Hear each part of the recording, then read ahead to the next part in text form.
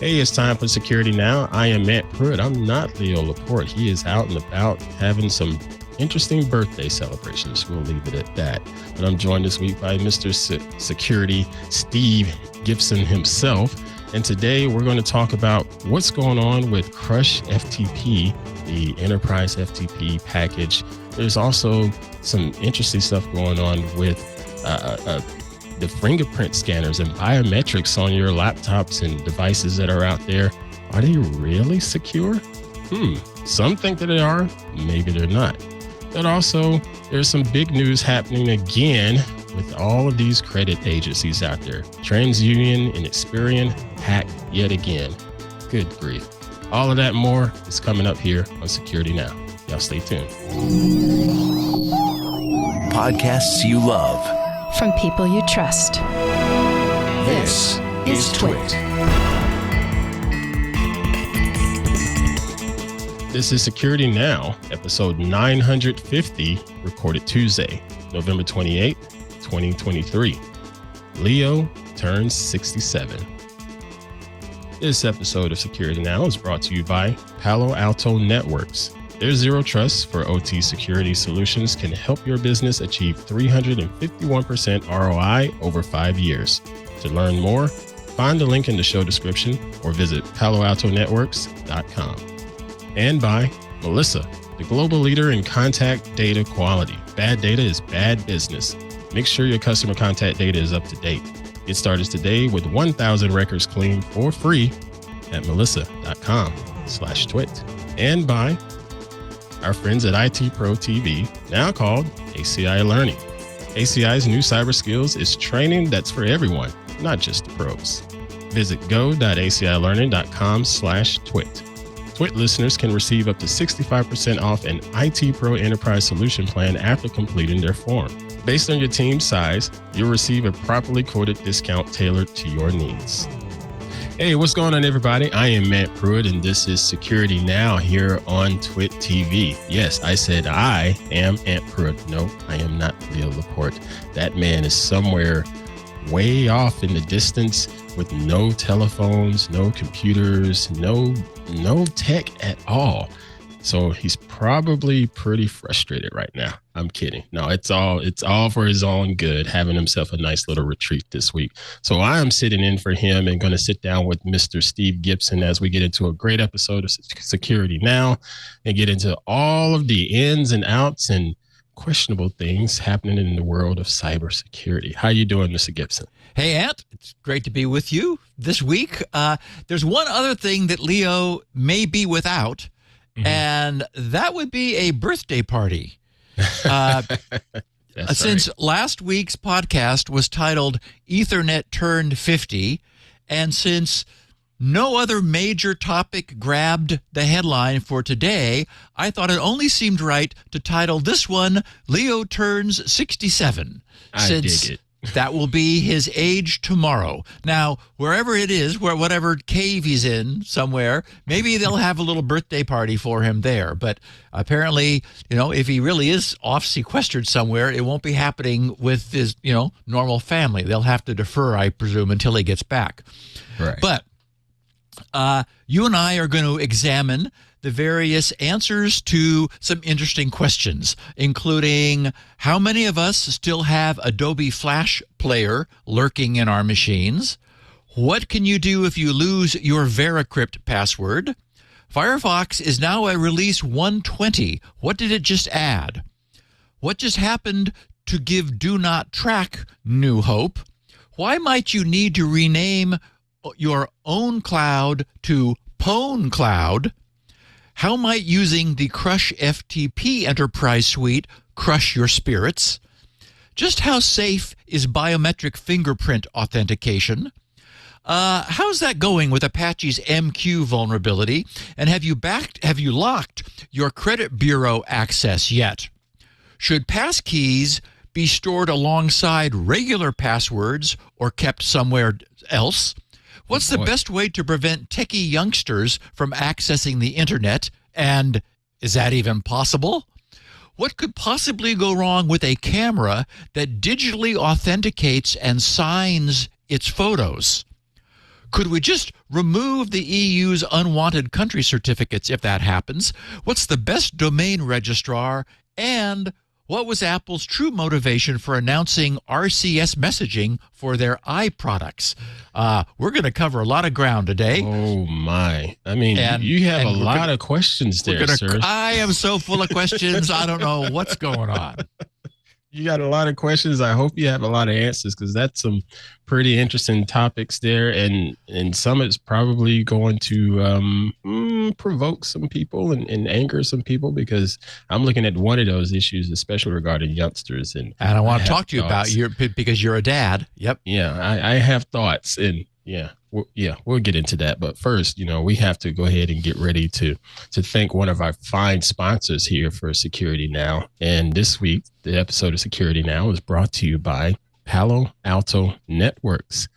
The Zero Trust for OT security solution can help your business achieve 351% ROI over 5 years. That's amazing. Amazing. Palo Alto offers ZT for OT without the trauma. Keeping operational technology secure and running smoothly is a tall order. It's enough to make even the coolest operations director wake up in the middle of the night with sweats. Ew, scary. Now you can have peace of mind with Zero Trust OT Security. Zero Trust OT Security delivers comprehensive visibility and security for all OT assets, networks, and remote operations. The Palo Alto Networks solutions provide exceptional OT protection with more than 1,100 app IDs for OT protocols, over 500 profiles for critical OT assets, and more than 650 OT-specific threat signatures supported. That's quite a lot. It provides best-in-class security while simplifying OT security management. It sees and protects everything in the network, and it automates threat detections while implementing Zero Trust across all operations. Now, here's the thing. You can sleep better with the most comprehensive platform to detect, manage, and secure OT assets. Learn how the Palo Alto Network's Zero Trust for OT security solutions can achieve 351% ROI over 5 years. To learn more, find the link in the show description or visit PaloAltoNetworks.com. That's PaloAltoNetworks.com. And we thank them for their support of us here at TWiT and for Security Now. All right. So, Mr. Gibson, I love how you always start the show out here each and every week with some funny little things that we get from our awesome listeners. We have a bunch of them hanging out here in our Club TWiT Discord. Thank you all for being here, you members. But what's the first thing you got to share with us today, sir? Our pictures of the week, the original concept was to do something security related, something, techie, security related. What's happened, however, is that I guess mostly because I was so fascinated by the idea of these gates out in like a locked gate out in the middle of a field somewhere. It's like, what? Why? So, then we've sort of wandered far afield. Anyway, this one was a great one. I gave it the caption, sometimes you gotta love humanity. So this is at Euston, EUSTON railway station in London. And we have a yellow do not enter tape stretched across an escalator, which is not functioning. What's so beautiful is the sign that they put up in front of this. It reads, "This escalator is refusing to escalate." Okay, that's wonderful. And it says, "This has been escalated to the engineer who is on their way up or down to check it out. Please use the lift." So anyway, just props to people. This escalator is refusing to escate. Indeed. It's better than just saying out of order. Got to give it. Yeah, exactly. It's perfect. Okay, so speaking of out of order, or maybe in order, this came about because I was still stuck last week on the task of performing unattended server-side Microsoft Authenticode code signing. I am managing to inch forward with that challenge, and I've already made one very useful breakthrough, which was to figure out how to programmatically unlock a PIN-protected hardware token whose key is stored in one of the new style that they call it a KSP, a key storage provider, HSM hardware dongle. And I do look forward, since nobody's been able to do this, I look forward to sharing that with the open source community as soon as I come up for air. Okay, so while working on this, last week I discovered an amazing piece of free technology that I would have gladly paid hundreds of dollars for. It's simply called API Monitor. I have a link to it here at the top here in the show notes. It was once a commercial product, but it went free about 10 years ago, likely because, incredible as this thing is, it's only going to appeal to a relatively small audience. Ant, I love you, but I doubt that you need an API monitor to track down the intermodule API linkage calls in Windows apps. You might be correct, sir. Okay. However, when you need one, oh boy. So, it's going to have a relatively small audience. They probably didn't sell many copies, but if this thing is what you need, there's nothing else like it. I would send the guy a donation. I've tried to write to him. I don't know what happened to him. He's like nominally around, but he hasn't replied. There's not even a donation button on his site. Due to the incredible lack of documentation on Microsoft's next-generation cryptography APIs, they literally call it CNG for Cryptography Next Generation, I've been reduced to doing a bit of reverse engineering. Okay. This API monitor facilitates the creation and exploration of a detailed interactive log of all Windows module API calls. Now, being an OCD perfectionist myself, I'll admit it, I'm not really impressed. I'm sorry, I meant to say I'm not readily impressed with other things that I see. But this thing is truly incredible. I won't spend any more of everyone's time raving about it. This is the sort of thing that if you might find it useful, you already know enough to go grab it. It is one of the most utterly stunning pieces of work I've encountered in years. Okay, here's why I'm talking about it. Okay. Other than just to give its gifted author more well-deserved public praise. One of its process capture modes allows it to be triggered upon any new Windows process that starts up, like in the background or in the foreground for that matter. So but in this case it was the background. While I was coming up to speed on how this thing works, because it's covered with buttons and options and stuff. It also has tutorials. I had not disabled, because it's enabled by default, the trace starting processes option, which I did not need. So I kept seeing pop-ups, which I would dismiss. And it's not unusual for Windows, which is very busy in the background, to be just sort of autonomously doing stuff for you. But one in particular caught my eye.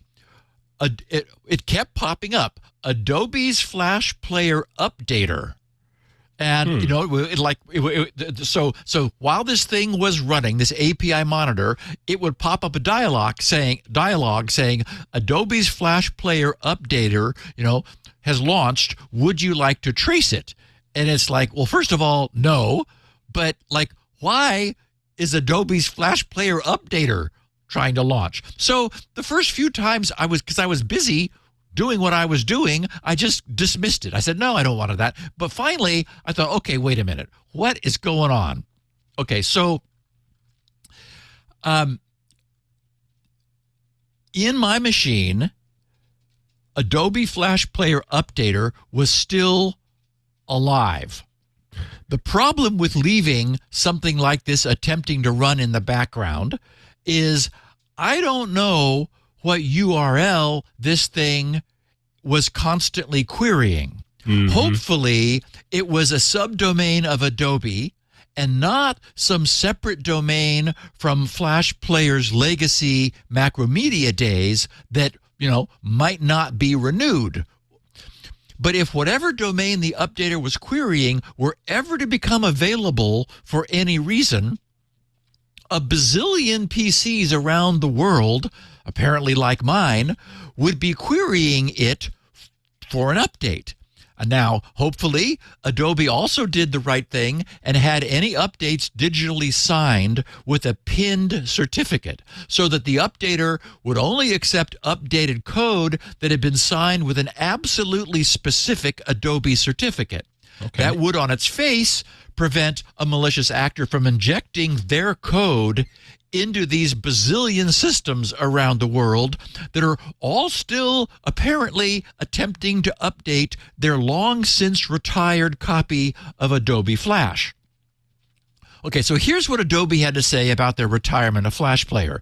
They said, since Adobe no longer supports Flash Player after December 31st, 2020, and blocked Flash content from running in Flash Player beginning January 12, 2021, Adobe strongly recommends all users immediately uninstall Flash Player to help protect their systems.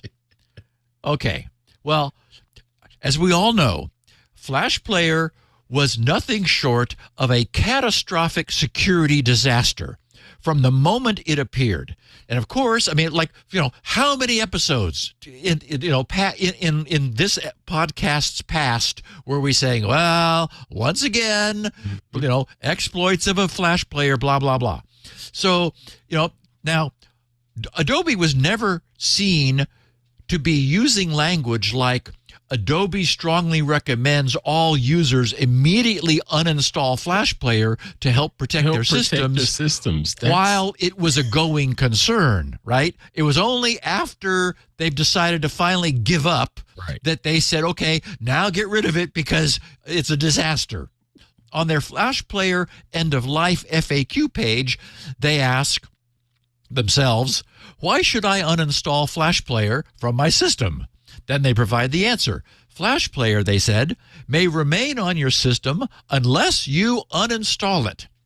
Uninstalling Flash Player will help secure your system since Adobe will not issue Flash Player updates or security patches after the end-of-life date. Adobe blocked Flash content from running in Flash Player beginning January 12, 2021, and the major browser vendors have disabled and will continue to disable Flash Player from running after the EOL date. Okay, so first of all, I have no idea why my computer still had it installed. As we know, at one time, millions of websites and many standalone enterprise applications were dependent upon Flash Player for their operation. I had it installed for research purposes, and I had been blocking its operation through browsers since early in this podcast because it was clearly a disaster. Right. But had I received any proactive Adobe reminder or suggestion that Flash Player had gone EOL, I mean, we talked about it at the time on the podcast, I would have clicked their, remove Flash Player option. I doubt that ever happened. I certainly would have clicked it if it had. This suggests to me that Adobe may not have been as proactive in promoting Flash Player's removal as they might have been. And even now, when for the past several years, their Flash Player updater code has been running every hour in my system, probing to see if there's been an update, why could they not have provided one final update at any time, which would have caused Flash Player's updater to remove itself either immediately or the next time my system restarted? This could have been done any time in the last 3 years. Sounds like with the call back to home, if you will, is just another way for Adobe to do some data extraction potentially? Say, hey, who is calling the home? This It IP certainly is has that there. ability, right? They have a server somewhere, presumably still answering these calls. Maybe not. Maybe there's nothing there any longer, or they're answering the calls and they've got this massive library of all the IPs of all the systems, and who knows what other information is sending back. I don't want to disparage them anymore, but still, I guess my point is, why haven't they shut this down themselves? Because they could. Okay, so anyway, I first examined my system's registered system services, and sure enough, right up there at the top, when sorted in alphabetical order, was ADOBE, right? Adobe Flash Player Update Service. The service's run state was set to manual. So next I went over to my system's task scheduler app, and once again, along with scheduled tasks to keep Google Chrome and Microsoft Edge and a few other odds and ends updated, was the task to run Adobe Flash Update service hourly around the clock. My next stop was Windows Programs and Features, where Adobe Flash Player was once again at the head of the class. I highlighted it and clicked uninstall. And to its credit, it did indeed remove every trace of itself from my system. And good riddance. Okay, so this leaves us with two questions. First, how many of this podcast's security-minded listeners might also still have Flash Player and its very persistent updater present in their systems? We don't know. I did. We don't know, but I think it's, again, being someone that listens to this show, they're probably, really security conscious, and like you, potentially had it on the system just for research purposes. Could have been, or one of those like I'll get around to doing it and never did. Right. Anyway, since it doesn't show unless you peek into the proper corners of your system, it might be worth taking a look at your various Windows machines under Programs and Features. Just make sure that it's not still represented there. And while you're at it, why not scan through that list and remove any of the other cruft that most systems tend to accumulate over time? Yeah. I bet you that there's a bunch of stuff there that you're never going to use again. Okay, the second question is, why hasn't Adobe at least been proactive in shutting down the probable millions of Adobe Flash Player Updater instances that must still be running around the world? The idea of them still having their hooks literally into all of these systems is more than a bit disturbing. Nearly 3 years ago, they formally stopped further updating of Flash Player. So if they were unwilling to proactively remove Flash Player from everyone's machines, at least they could use everyone's hourly query to remotely shut down all future queries by removing the task scheduler entry and the update service from everyone's machine. Adobe never did seem to be highly responsible with their shepherding of Flash Player after they acquired it from Macromedia. But, at this point, it's everyone's individual responsibility to protect themselves. So I just wanted to give a heads up. This happened last week. I didn't even suspect that it was still there doing this. If anybody finds it in their machine, clearly it's long since time to get rid of it. Yeah, well, like I said, it's probably a data grab. I put nothing behind these companies, these big tech companies. It's all data and it's all cash, and they're just going to figure out a way to continue to capitalize off of all the data that they can get. Mr. Gibson, one more thing I wanted to point out. One of our members here in the Discord mentioned that the API monitor URL, we must mention that it is not an HTTPS URL. Oh. So just... That's a very good point. Take that with a grain of salt, and thank you. I believe it was Quippy there. And actually, that flows from the point I made a while ago, which got me in trouble with our listeners when I said, there's a lot of still very useful stuff on the internet which is not HTTPS. So it may be. I mean, I'm wondering who's paying for this and where this is hosted. It is at his own domain. But that's a very good point. I just scrolled back and looked. It is not HTTPS, so it's just HTTP. So that's a good point. And I don't think I checked the signature. I normally do. I don't think I did. So bad on me for not seeing if it was digitally signed. But still, wow, beautiful, beautiful piece of work. Yeah. So over the weekend, I received a note from a desperate person. Now, I don't know if he's a listener. It's unclear why he wrote to me. Perhaps GRC came up in a Google search for the term Veracrypt, because we've talked about Veracrypt a lot in the past. Yep. But in any event, this is what he wrote. He said, "Hi, Veracrypt password lost. How can I get into my device? Veracrypt site says it's impossible." And then he provides a link. He says, "So everything on this device is lost? Please, if you can help, appreciate any/all help." And he just signed off with his initials, CGS. He later sent a second email inquiring whether my consulting services were available for hire. They're not, but, I would have told him the same thing. And I did write back to him. So sorry as we might be for this hapless person, the entire reason he or someone presumably chose to encrypt his device with Veracrypt is because, assuming the use of a good password, just as Veracrypt's FAQ correctly stated, no help is possible or available by deliberate design. Right.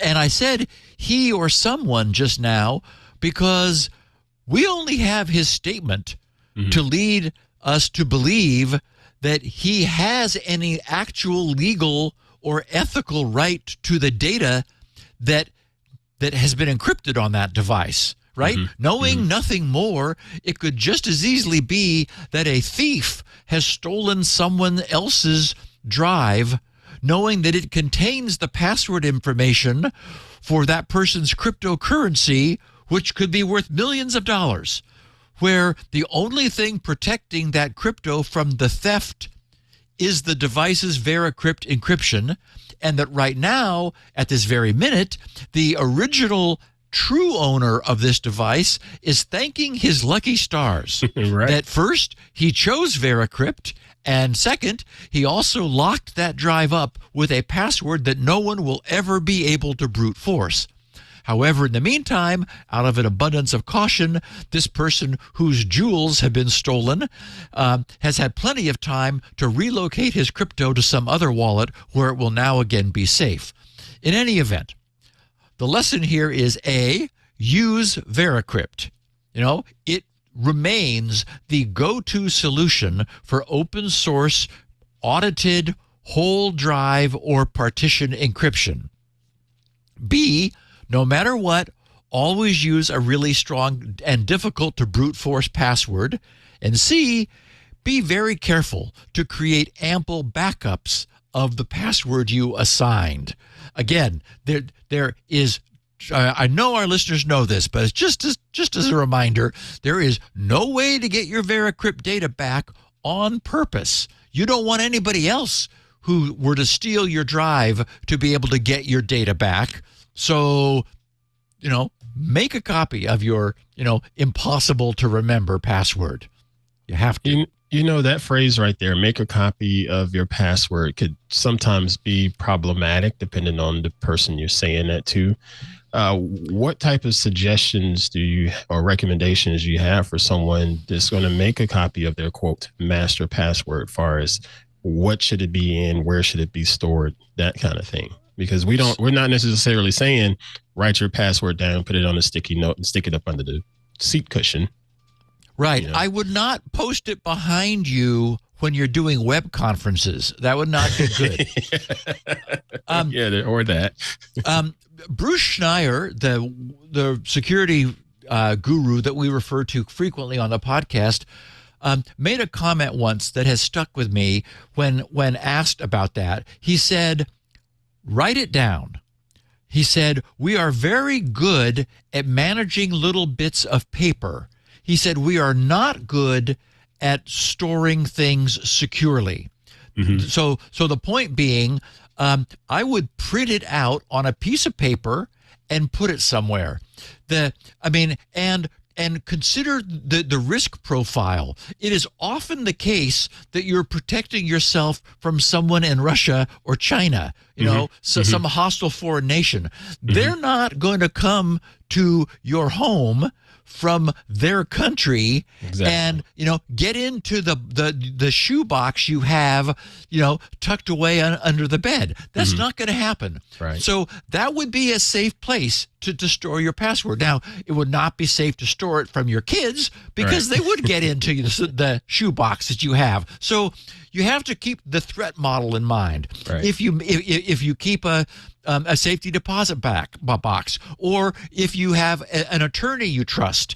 And also remember, you don't have to actually store the correct password. You can store the password with one change being made to it, and nobody would ever know what that change was, or drop off a chunk of text that you always add to the end of your passwords, that kind of thing. Mm-hmm. So there are lots of things you could do in order to arrange to have it available for sure when you need it. But it's worth taking those kinds of measures. It's sort of a variation on the theme of what happens if you die, and now what? What about your spouse and people you care about and their need to access your stuff in order to help manage, the existence that you had up until then. Mm-hmm. These sorts of things really do need to be given some consideration. Mm-hmm. Good point. So exactly 1 week ago, last Tuesday, Firefox released to their so-called release channel their version 120. And while this is going on all the time with all of our browsers, this one is worth taking a moment to examine. As we noted last week, with the impending end of Chrome's support for Manifest 2.0, which will disrupt the operation of some of Chrome's more popular advertising and tracking controlling extensions, we may soon be seeing a welcome resurgence in Firefox's popularity, because presumably they will continue to support uBlock Origin and Privacy Badger and Ad Blocker and the other things that people really like to use. So,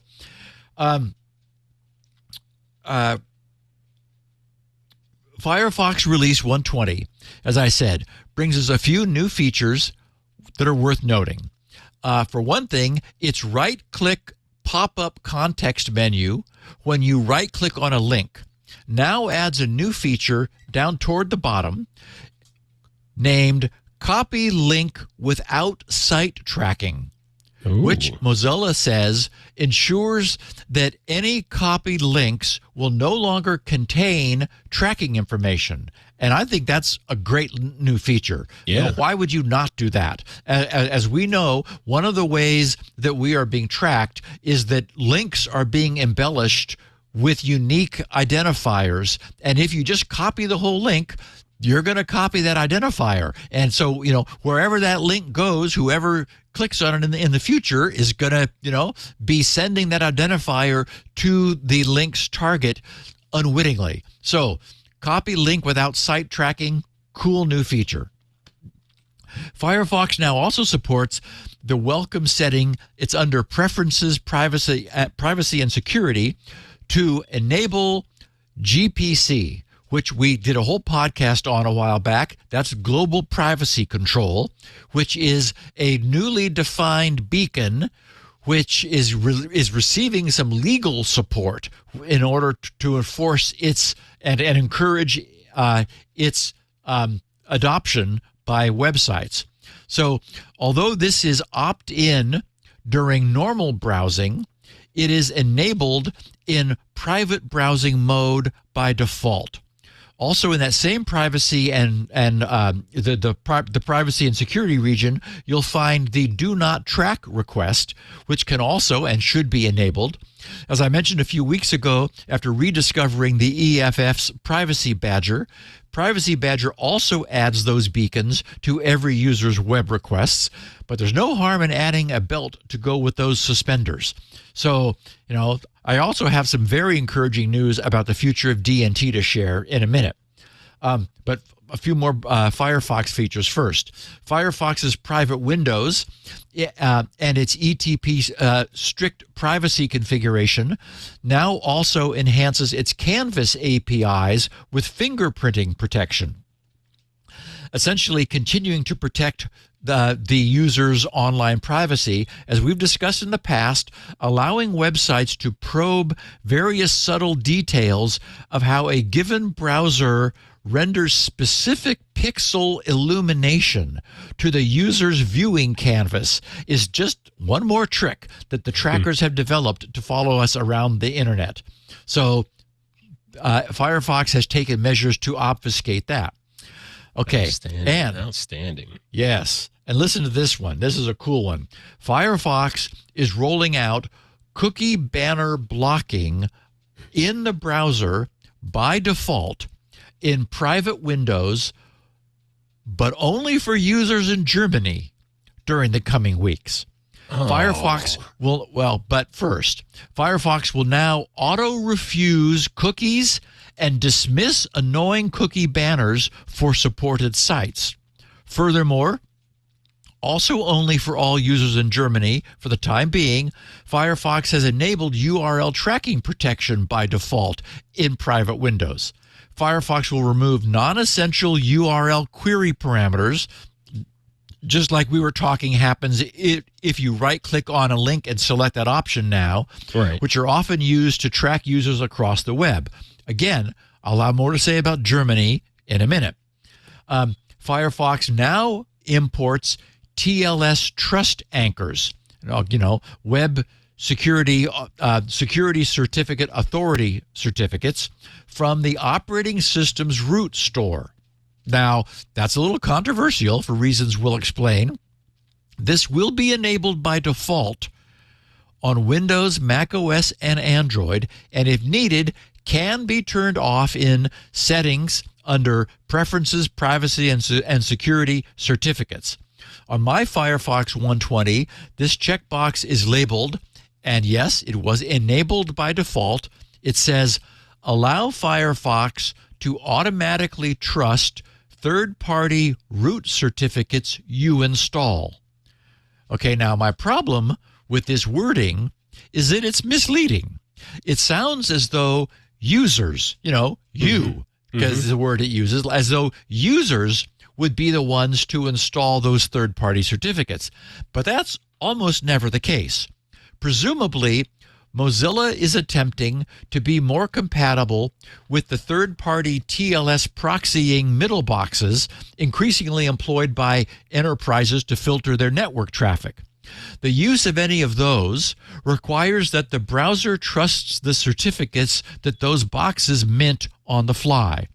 Those third-party root certs are typically installed directly into the operating system over the network through Active Directory and group policies. Firefox has been unique in that it has always used its own root store, which it has brought along, and has not been dependent upon the hosting operating system's root store.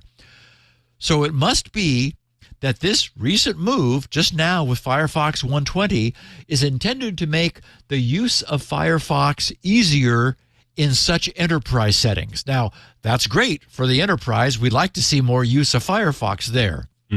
The worry is that if the EU gets its way with this misdirected, EIDAS 2.0 quacks certificates mess, and is able thereby to force browsers and operating systems to install their member countries' web certificates into their root stores, then this mechanism, which has just now been added to Firefox 120, would automatically place it into compliance with that EU effort.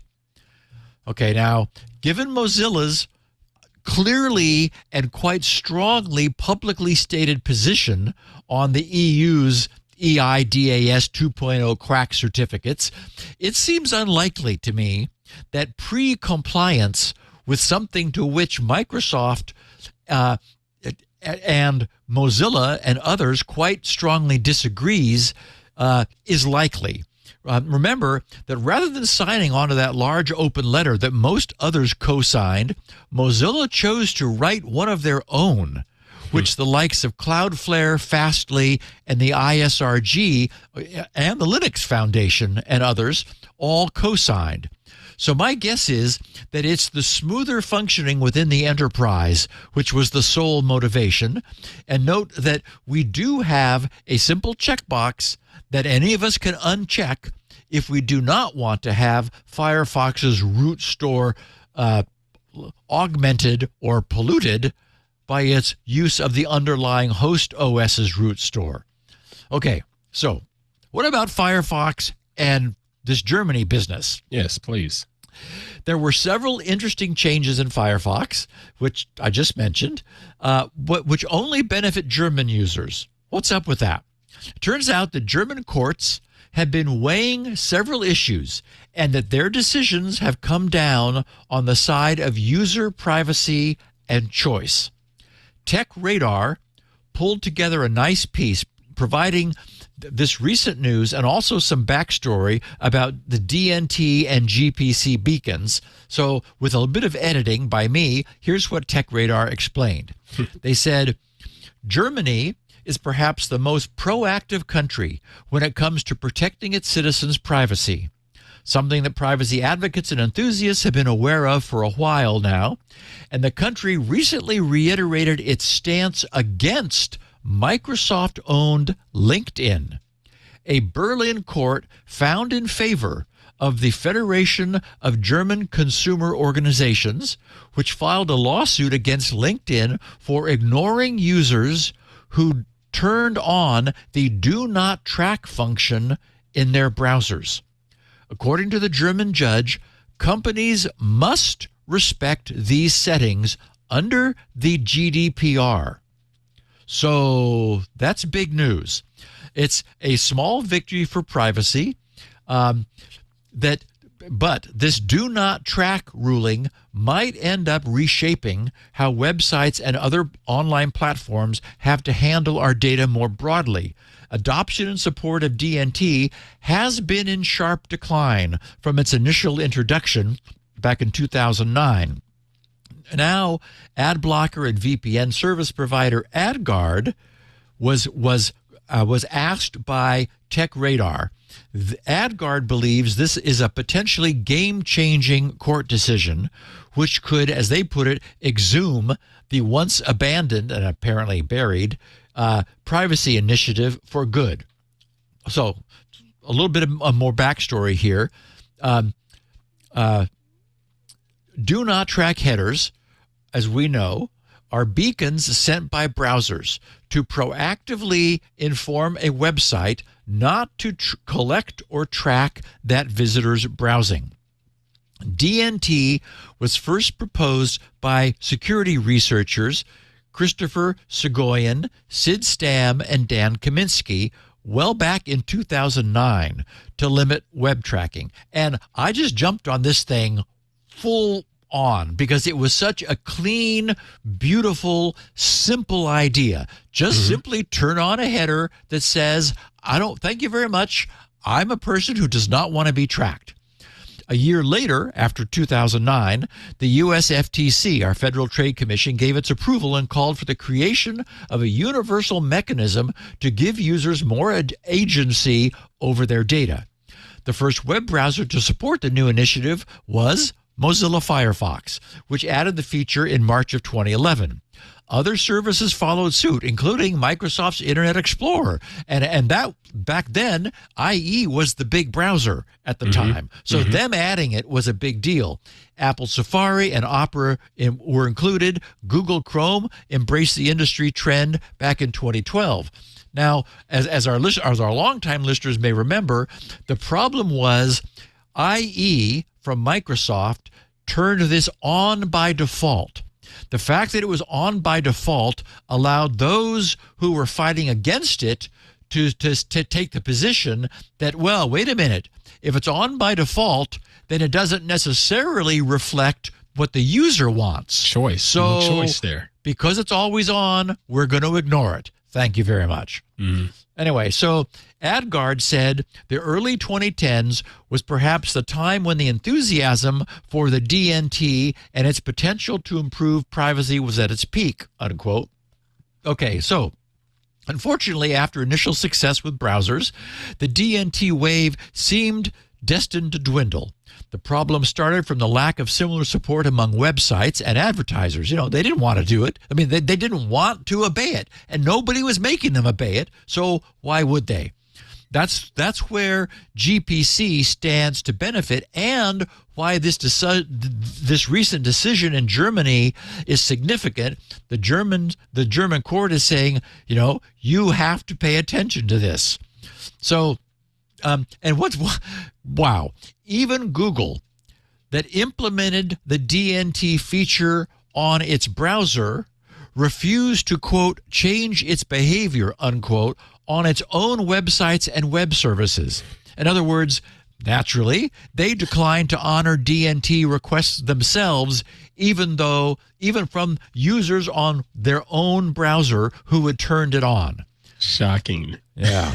The final nail in the coffin came in 2019 when the group working on standardizing DNT was finally dismantled just due to lack of anything happening. And it's like, and we talked about this at the time on the podcast.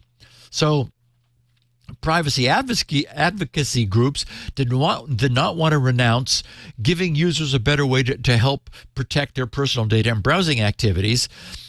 You know, they wanted to hold on. AdGuard explained that they said, quote, while DNT failed to gain much support, the need for a mechanism that would allow people to opt out of having their personal information shared or sold was still strong.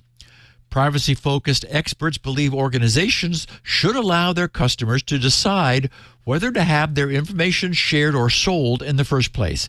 It was from this need for an alternative that the Global Privacy Control, GPC, was born a couple years ago in 2020.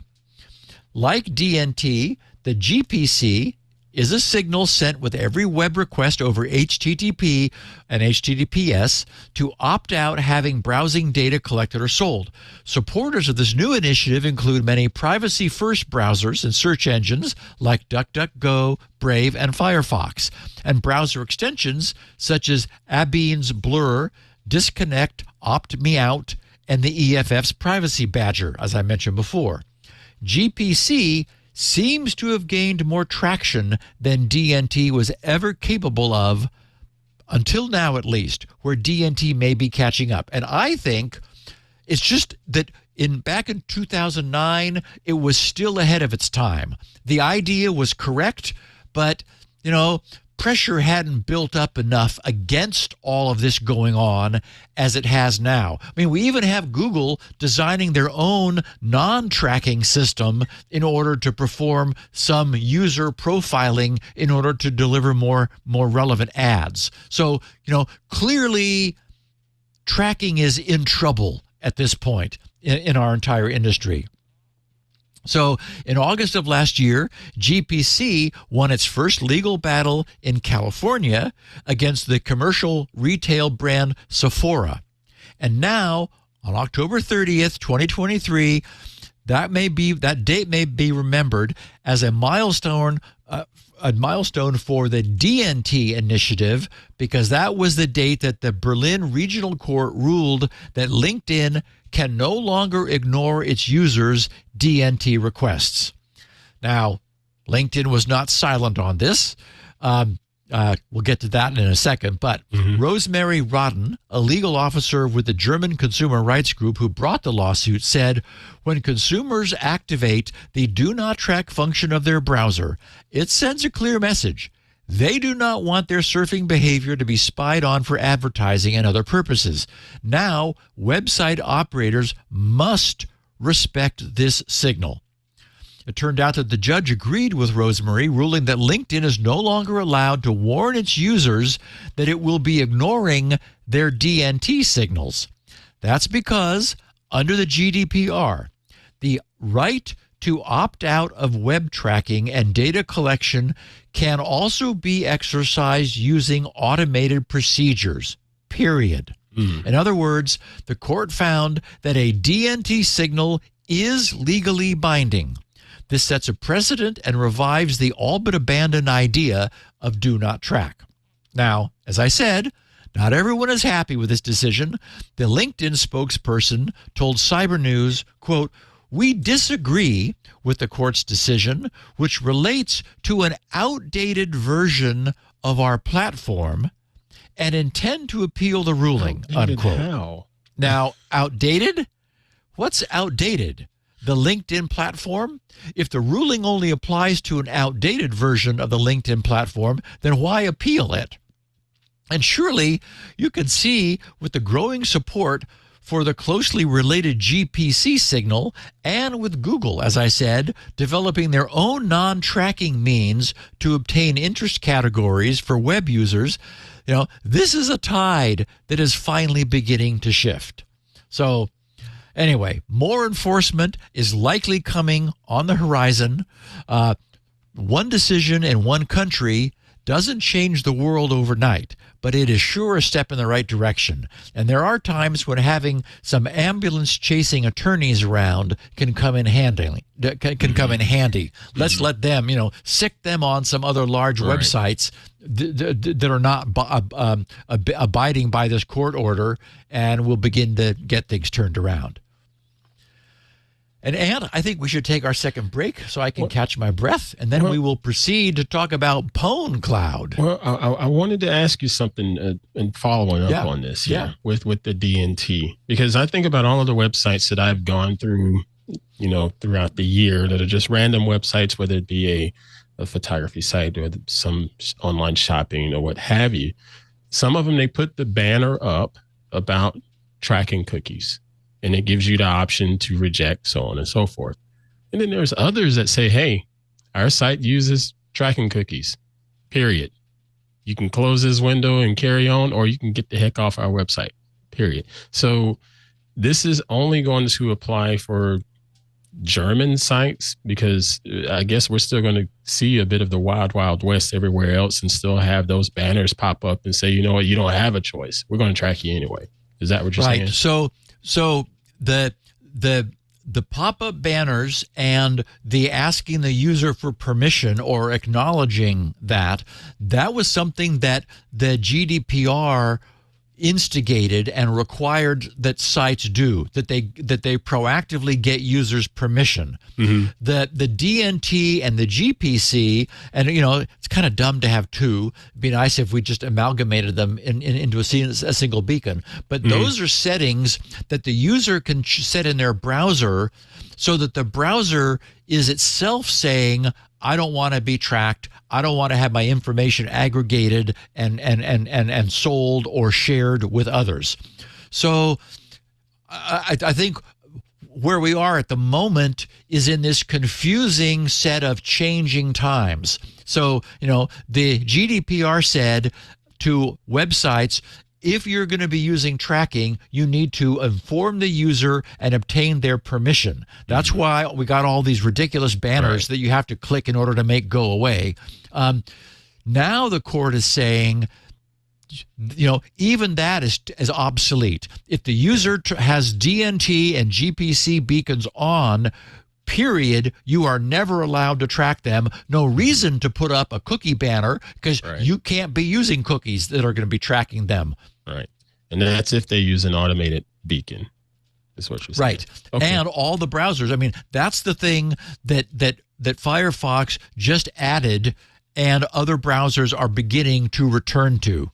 And so I think this is what's going to happen. Basically, browsers are simply going to be saying this, and websites are going to start having to conform. They're going to, they're going to be kicking and screaming. On the other hand, Google has now formally rolled out their interest category system. Yeah. That's what everyone's going to have to switch to. Right. And remember, it's way weaker than tracking. I mean, tracking allows the aggregation of all kinds of crap instead of just like what are the interests that your recent web behavior has suggested that you might have, which is the Google replacement system. So I have a feeling tracking is not long for the world. As we know, things don't change soon, but they do eventually change. Right. This is a start. This is a start. Sweet. Well, sir, go ahead and take a quick break and get your breath back before we get into ownCloud and PwnCloud. I'm going to take a few minutes to thank this week's fine sponsor.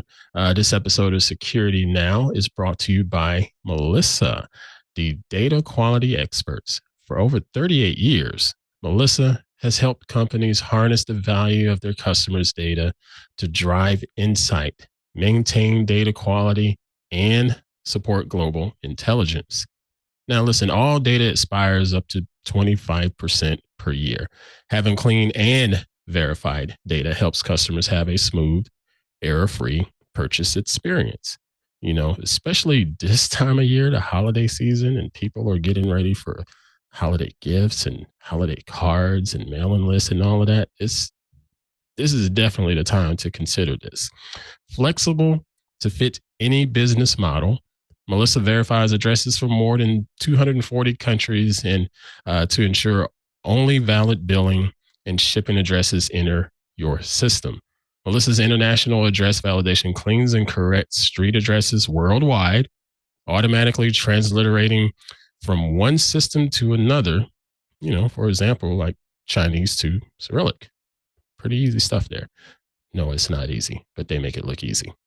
Focus your spending where it matters the most. Melissa offers free trials and sample codes and flexible pricing.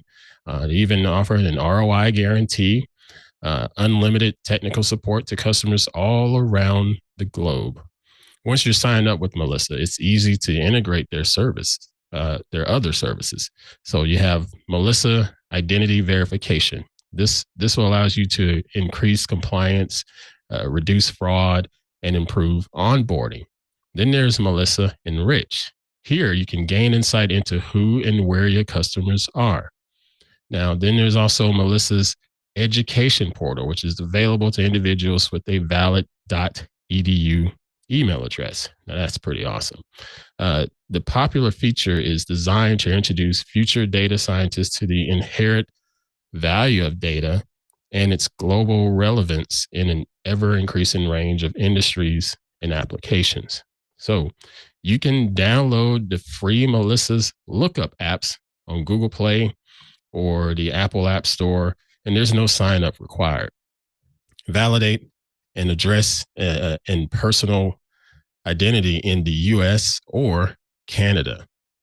Check global phone numbers to find caller, carrier, and geographical information. You can also check global IP address information and so much more. Melissa has achieved the highest level of security status available by gaining FedRAMP authorization. Now, while these technologies are exclusively for governmental agencies, all Melissa users benefit from the superior level of security. Melissa's solutions and services are GDPR and CCPA compliant, and they meet SOC 2 and HIPAA HITRUST standards in information security management. Make sure your customer contact data is up to date. Get started today with 1,000 records clean for free at melissa.com/twit. One more time, that's melissa.com/twit for all of your data cleaning up processes. Good stuff. Thank you so much for supporting the show, Melissa. Really do appreciate you. Now, Mr. Gibson, so ownCloud, PwnCloud, tomato, well, one of those things. What's the deal? It appears that anyone running any instance of the very popular open source ownCloud file sharing system needs to take immediate action, as in stop listening to this podcast right now and immediately unplug anything running ownCloud to get it off the internet. Unfortunately, due to today's ultra-swift nature of the exploitation of any publicly announced new vulnerabilities, in this case, it's a remotely exploitable CVSS 10 out of 10, which is difficult to get.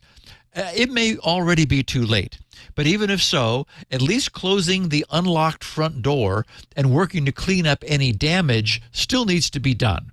Okay, so here's the story. Gray Noise reported the following in their coverage of CVE 2023-49103. Yesterday, they wrote under the title, ownCloud Critical Vulnerability Quickly Exploited in the Wild. They said on November 21st, 2023, so that's exactly 1 week ago today, ownCloud publicly disclosed a critical vulnerability with a CVSS severity of 10 out of 10. This vulnerability, tracked as CVE 2023-49103, affects the Graph API app used in ownCloud. ownCloud, they wrote, is a file server and collaboration platform that enables secure storage, sharing, and synchronization of commonly sensitive files. The vulnerability allows attackers to access admin passwords, mail server credentials, and license keys. Gray Noise has observed mass exploitation of this vulnerability in the wild as early as November 25th, 2023. Okay, so it took 4 days from the announcement for mass exploitation to take off. They said the vulnerability arises from a flaw in the Graph API app present in ownCloud version 0.2.0 to 0.3.0. This app utilizes a third-party library that will reveal sensitive PHP environment configurations, including passwords and keys. Disabling the app does not entirely resolve the issue, and even non-containerized ownCloud instances remain at risk. Docker containers before February 2023 are not affected. Mitigation information listed in the vendor's disclosure includes manual efforts such as deleting a directory and changing any secrets that may have been accessed. In addition to this vulnerability 49103, ownCloud has also disclosed other critical vulnerabilities, including an authentication bypass flaw 49105 and a critical flaw related to the OAuth 2 app, that's 49104.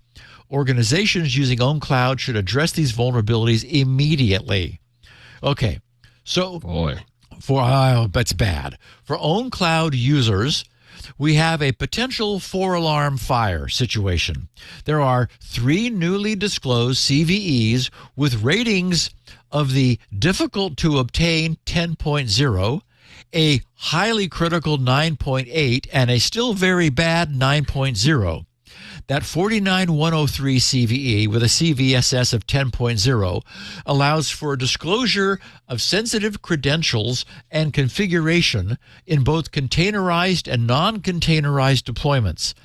The 49105 CVE is the second worst with a CVSS of 9.8.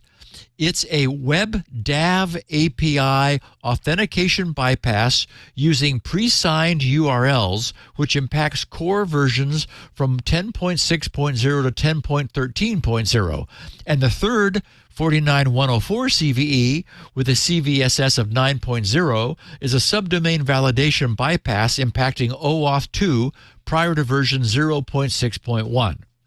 So, in the case of this first worst mistake, and really, a mistake is what it is. It's not some fancy log4j tricky to exploit vulnerability. Anyone who has any experience with PHP knows that you never want to expose PHP's PHP info applet to the public internet. Yet that's exactly what this Graph API has done. Located down the path ownCloud/apps/graph API/vendor/Microsoft-graph/tests is a get PHP info PHP file, and it can be accessed remotely to disgorge all of the system's internal sensitive data, including all the environment variables of the web server, and in containerized deployments, this includes the ownCloud admin password, mail server credentials, and license keys. ownCloud themselves recommends deleting that file and administratively disabling the very dangerous PHP info function. This can be done by simply adding PHP info to the disable_functions list in the system's PHP ini file. And sadly, that list is empty by default, meaning PHP ships with PHP info enabled. Not on my PHP instances, but by default. After doing this, however, do not make the mistake of not also immediately rotating all of the system's credentials, the admin password, the mail server and database credentials, as well as object store S3 access keys if the ownCloud instance was hosted by an S3 cloud provider. Again, multiple, I think it was 12 independent, probably malicious, we don't know, maybe they were some security firms, but there were 12 unique IPs identified scanning the internet looking for instances of ownCloud. So in this instance, you have to presume your instance was infected by something if it was exposed to the internet, since essentially they all were. The second problem makes it possible, that is, that the other CVE at 9.8, to access, modify, or delete any file without any authentication if only the username of the target is known, and if they have no signing key configured on their account, which is the default behavior, that is, not to have one. That's also obviously quite a potentially serious vulnerability, to be able to access, modify, or delete any file without any authentication, knowing only the username of the target. And the third 9.0 flaw relates to a case of improper access control that allows an attacker to pass a specially crafted redirect URL, which bypasses the validation code and thus allows the attacker to redirect callbacks to a TLD controlled by the attacker, a top-level domain controlled by the attacker. Anyway, bottom line, everyone using ownCloud should update to the latest builds and make sure that everything else is still okay. As I did say, 12 unique IPs were found to be scanning the internet looking for instances of ownCloud and were carrying through with exploits. So update, change all of your sensitive credentials. It's a must-do, unfortunately. Yeah.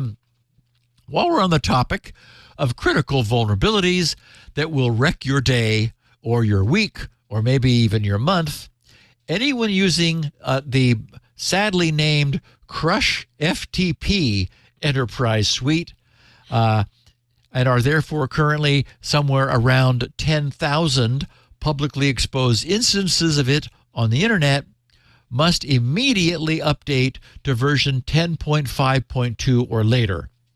Back in August, the security firm Converge Technology Solutions responsibly disclosed a critical unauthenticated zero-day vulnerability, meaning you don't need authentication to use it, to exploit it, which affects the CrushFTP Enterprise Suite. Having 10,000 of these instances publicly exposed is bad enough, but a great many more are known to be residing behind corporate firewalls, which malware might manage to crawl behind.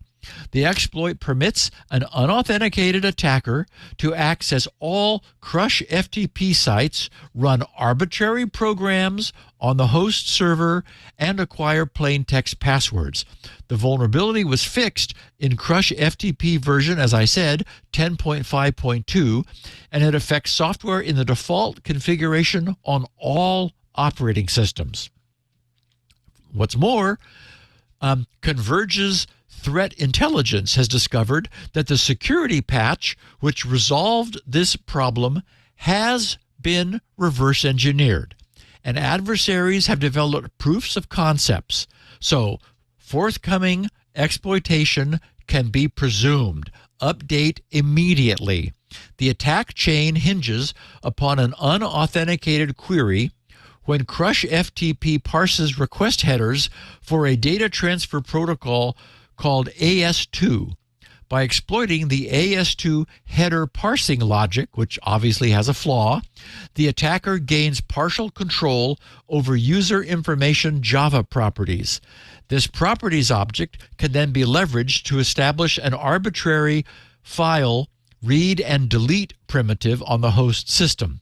Using that capability, the attacker can escalate to full system compromise, including root-level remote code execution. So it's really bad. 10,000 instances are public. The patch has been reverse engineered. Those 10,000 servers are going to get attacked. Update to 10.5.2 ASAP if your enterprise is using the CrushFTP, because as I noted at the top, you don't want to have your spirits crushed. Wow. With something like this, because I just looked up this CrushFTP, you saying this is 10.5 or greater is where we need to step up to. They're already up to like 10.9 with this application.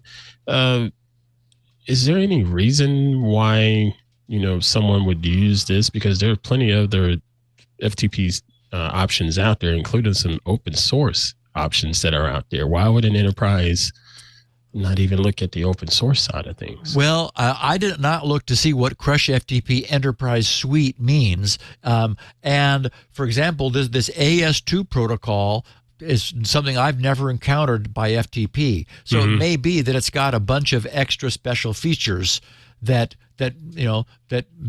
specifically target it to the enterprise, and who knows? A suite implies there are other components to it. Yeah, so it may be a big package that has a whole bunch of other stuff that is targeted at the enterprise, and this CrushFTP server is just one of the modules. Unfortunately, it only takes one to be bad in order to give the whole thing make the whole thing problematic. True.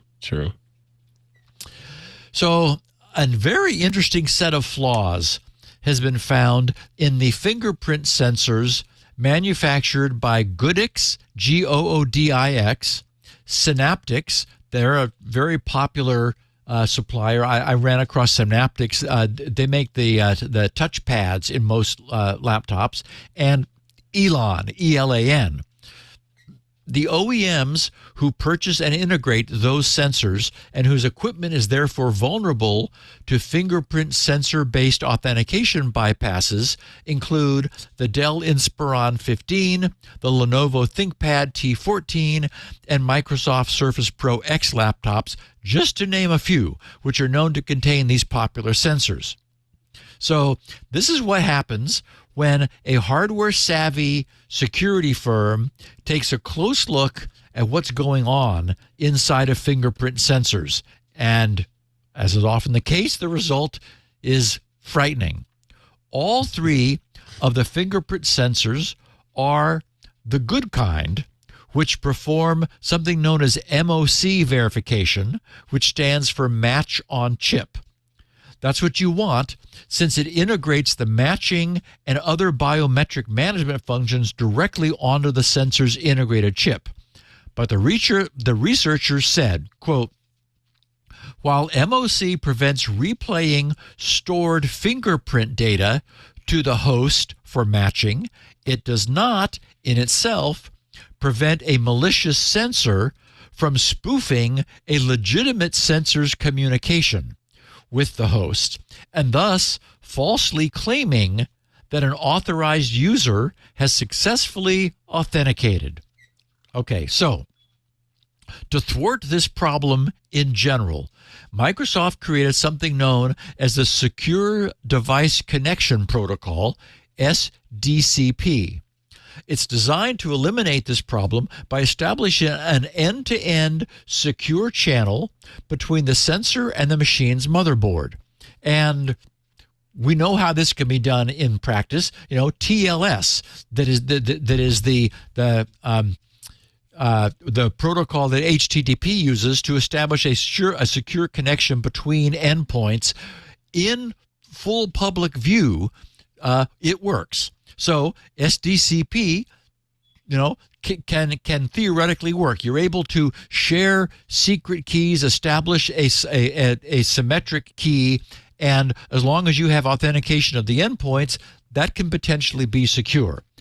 But the researchers designed a novel technique that can successfully circumvent these SDCP protections to create adversary-in-the-middle attacks, as they called them. Oh, of course now, they did. that's if this is turned on. Get a load of this. The ELAN sensor, which interfaces over USB, doesn't even offer SDCP. So it's easily spoofed simply by sending clear text security identifiers. Oh, boy. This allows any device, any USB device, to masquerade as a fingerprint sensor and claim that an authorized user is logging in. In the case of the Synaptics fingerprint sensors, not only was SDCP found to be turned off by default, the implementation used a known flawed custom TLS stack to secure its USB communications between the host driver and the sensor. So, once again, it was possible to defeat the biometric authentication. The exploitation of the GOODIX, GOODIX sensors leverages a fundamental difference in enrollment operations carried out on a machine that's using Windows versus Linux, or a machine that transiently boots a copy of Linux. This takes advantage of the fact that Linux does not support SDCP. So we have what is essentially a protocol downgrade attack. This truly lovely hack is done as follows. Boot Linux, enumerate valid IDs, enroll the attacker's fingerprint using the same ID as a legitimate Windows user. And again, you can do this because SDCP is not supported by Linux. Intercept the connection between the host and the sensor by leveraging the clear text USB communication. Then boot to Windows. Intercept and rewrite the configuration packet to point to the Linux database. And finally, log in as the legitimate Windows user with the attacker's fingerprint. Essentially, this allows for the installation of an attacker's fingerprint and association to the legitimate user's fingerprint. It's also worth noting that although the GOODIX sensor design anticipated this bait-and-switch weakness and therefore uses separate fingerprint template databases for Windows and for non-Windows systems, the attack is still possible thanks to the fact that the host driver sends an unauthenticated configuration packet to the sensor to specify what database to use during sensor initialization. So you simply change that, point it to the Linux database, and now you log in with a fingerprint that you set up when the system had been booted under Linux. To mitigate such attacks, the researchers have recommended that OEMs enable SDCP and ensure that the fingerprint sensor implementation is audited by independent, qualified experts. You know, these guys did that. So we insert our standard refrain there. Have the security audited by somebody who wants to find flaws, not by your own people who've just finished writing it themselves and assume it works. Just for the record, this is not the first time Windows Hello biometrics-based authentication has been successfully defeated. In July of 2021, Microsoft issued patches for a medium severity security flaw, 2021-34466, that had a CVSS of only 6.1, but it could still permit an adversary to spoof a target's face and get around the login screen. The researchers said that, quote, Microsoft did a good job designing SDCP to provide a secure channel between the host and biometric devices. But unfortunately, device manufacturers seem to misunderstand some of the objectives. Additionally, like having it turned off by default, I would call that a misunderstanding. Additionally, SDCP only covers a very narrow scope of a typical device's operation, while most devices have a sizable attack surface exposed that is not covered by SDCP at all. Okay, so I think our takeaway from this should be to not over-rely upon the convenience offered by biometric authentication. Yes, it's convenient to be able to hold your phone up and have it look at you and say, oh, that's Steve, or that's Ant, or whomever. Mm-hmm. But this is why Apple, whose biometric authentication has been very tightly designed by security-crazed engineers, will require the something you know to be provided initially when you're unlocking your device following any restart. You know, if I had any device whose security was truly critical to me, I'd encrypt its drive and I would supply the key with an outboard USB dongle, not something biometric. In fact, that's what I did when I was in Europe traveling with a laptop during the Squirrel Tour years ago. It was deeply encrypted, and I used a physical dongle in order to supply the unlock key. And Mr. Gibson, looking at this story, I think about, there's an old adage of, if there's a problem, typically you can throw some money at it to fix it. And I know that may not apply for everything, especially when it comes to hardware, computer hardware and whatnot. But I'm looking at these manufacturers, these OEMs that provide this. What was that one touchpad? Hold on, I got to scroll up. Synaptics. Yeah. They're in everything. Yep. that touchpad is in everything. And typically it's in the less expensive laptops that are out there. Yep. Microsoft, is this on Microsoft, or is this on Synaptics? Because Microsoft clearly got a deal for that licensing to put it in all of these devices, but yet Synaptics dropped the ball by cutting off SDCP by default.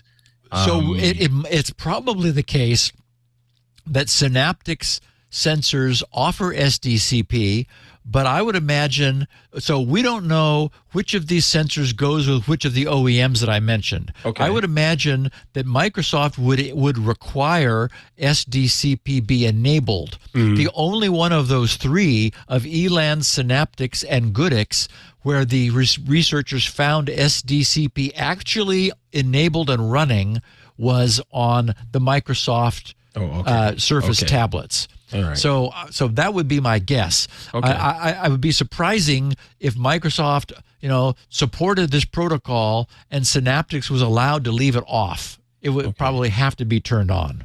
Yeah, I was thinking about it, and I was like, and then you brought up Apple, and I was like, yep, that's exactly my thought, because Apple spends a lot of money on this stuff from a security standpoint, and those relationships and making sure things are done in a particular way. I was like, is this just where people are cheaping out on things and should just spend a little bit more money with these relationships? And that's the problem, is that as we know, Apple did a really strong job of implementing a fingerprint sensor. They really, we covered it in detail when it happened on the podcast. They nailed this technology. The problem is other people come along with a fingerprint sensor, and the consumer thinks, oh, it's a fingerprint. Right. Mine's unique, and it's not going to be like anybody else's. They're only looking at literally at the surface of their skin. That says nothing about the technology that implements what happens when that skin, hits the road and actually has the fingerprint read. So just the fact that it requires some biometrics, it implies nothing about the security behind that. Right. And that ELAN sensor, it has no security at all. It's just wide open. Crazy. Yikes. Unbelievable. So what's going on with Apache MQ, sir? Well, so we talked about this a few months ago. They had a horrible problem with something known as Apache MQ, a message queuing vulnerability. It was another of those 10.0s. I just wanted to mention that it remains under very active exploitation. A proof of concept exploit was initially posted on GitHub.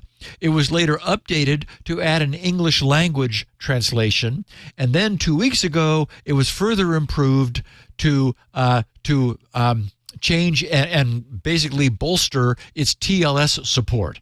So by now, pretty much any Apache MQ server that has been left unattended will be spinning its fans as fast as possible, because crypto miners have been observed being installed into any still vulnerable servers. They've just been turned into crypto miners for as long as they can run, generating cryptocurrency for the bad guys. Okay, so a public service announcement by way of our major credit reporting bureaus. Two of them, TransUnion and Experian, were both just hacked with their super sensitive consumer data exfiltrated. The hacking group named N4 UGHTY, capital SECTU, so that's, naughty sec2, is asking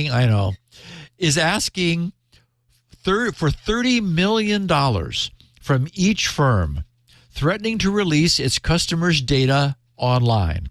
And this is the second time the naughty Sec2 group has attacked TransUnion, having previously done so back in March of last year, 2022.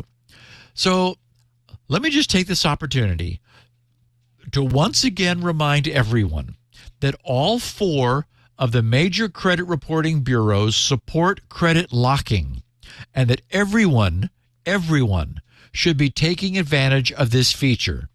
Given today's cybercrime environment and the fact that those who are holding and aggregating our private information without our permission, no one ever gave these credit reporting agencies the right to collect all this stuff on us. They just do it, and they resell it for money, and they track us.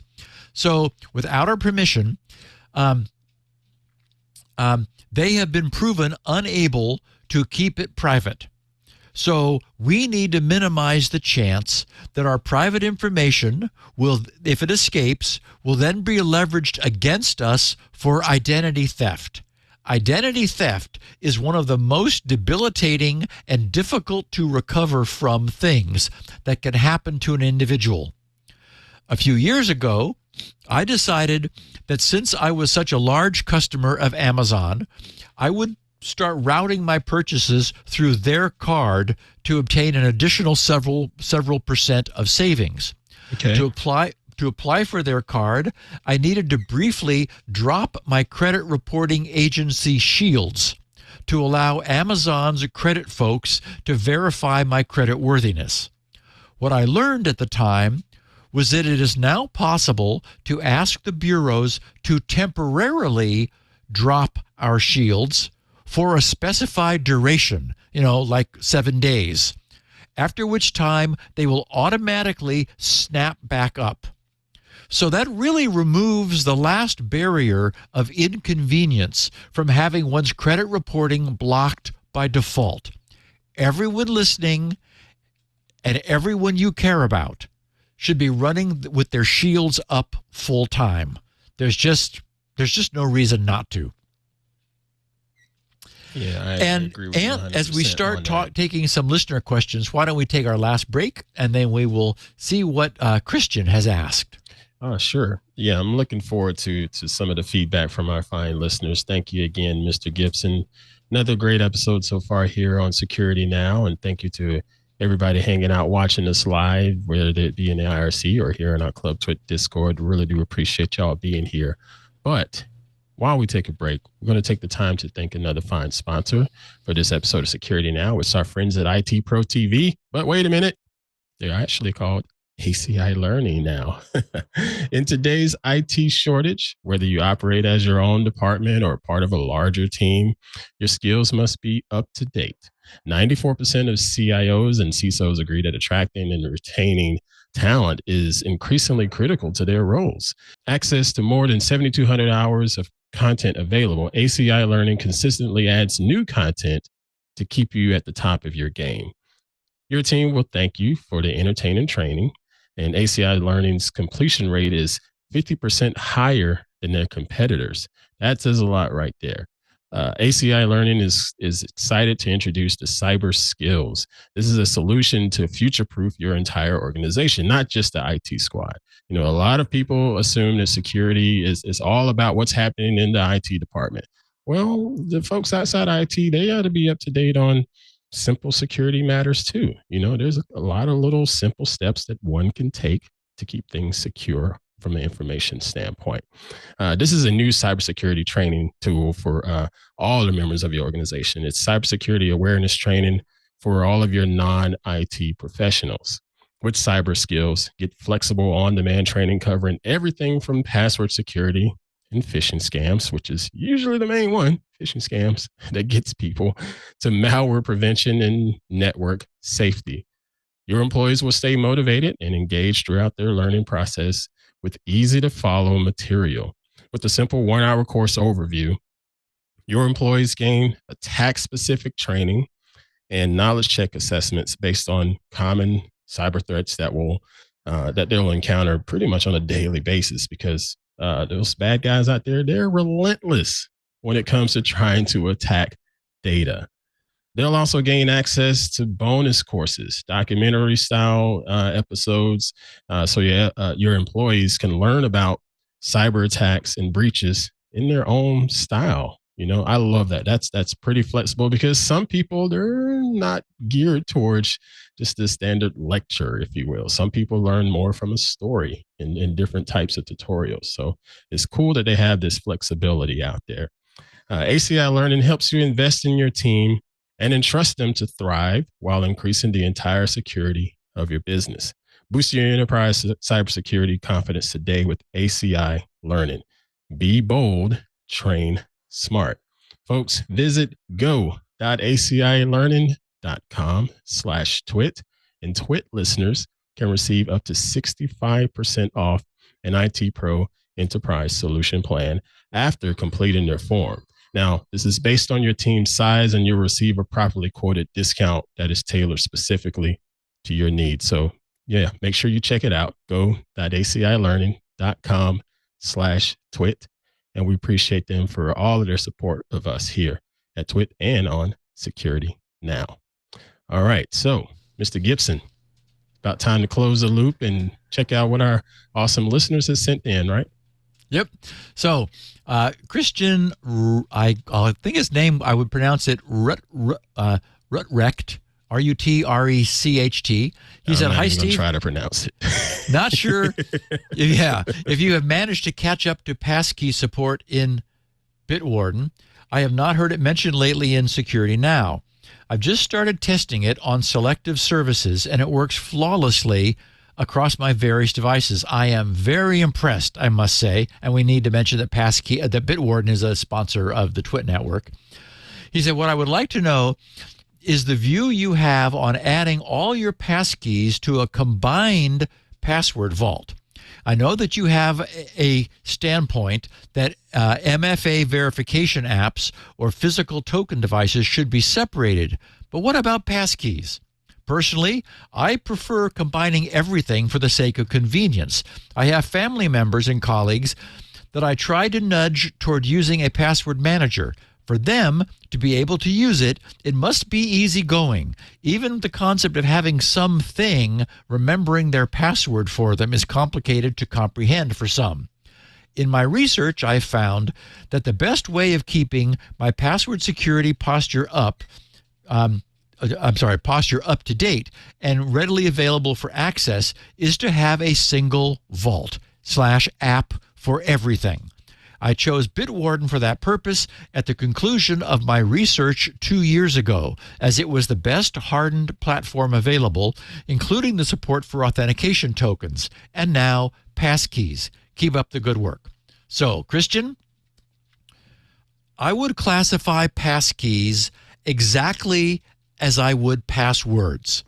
Passkeys are just superior passwords because by using public key asymmetric crypto instead of secret key symmetric crypto, passkeys are inherently immune to a great many of the attacks and failure modes that have always beset passwords.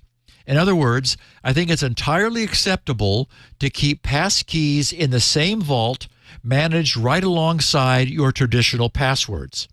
And as you noted, I do feel strongly that the entire point of multi-factor authentication is to create a clean and clear security boundary for use when remotely authenticating to a higher than usual security facility.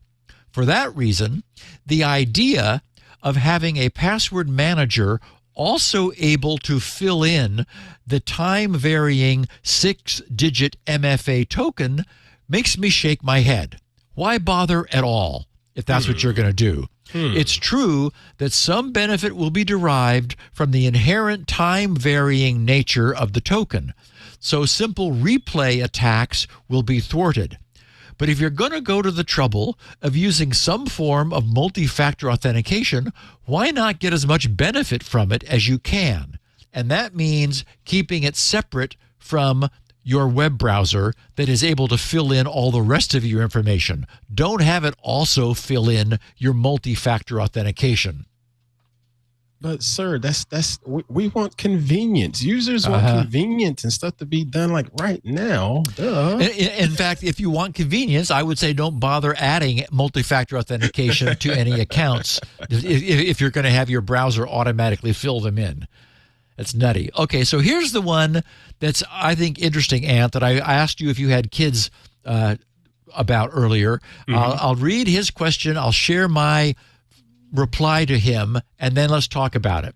So a listener named Victor wrote, he said, "Howdy, Steve, longtime IT guy here, but recent, about a year listener, as I didn't really do podcasts until Security Now.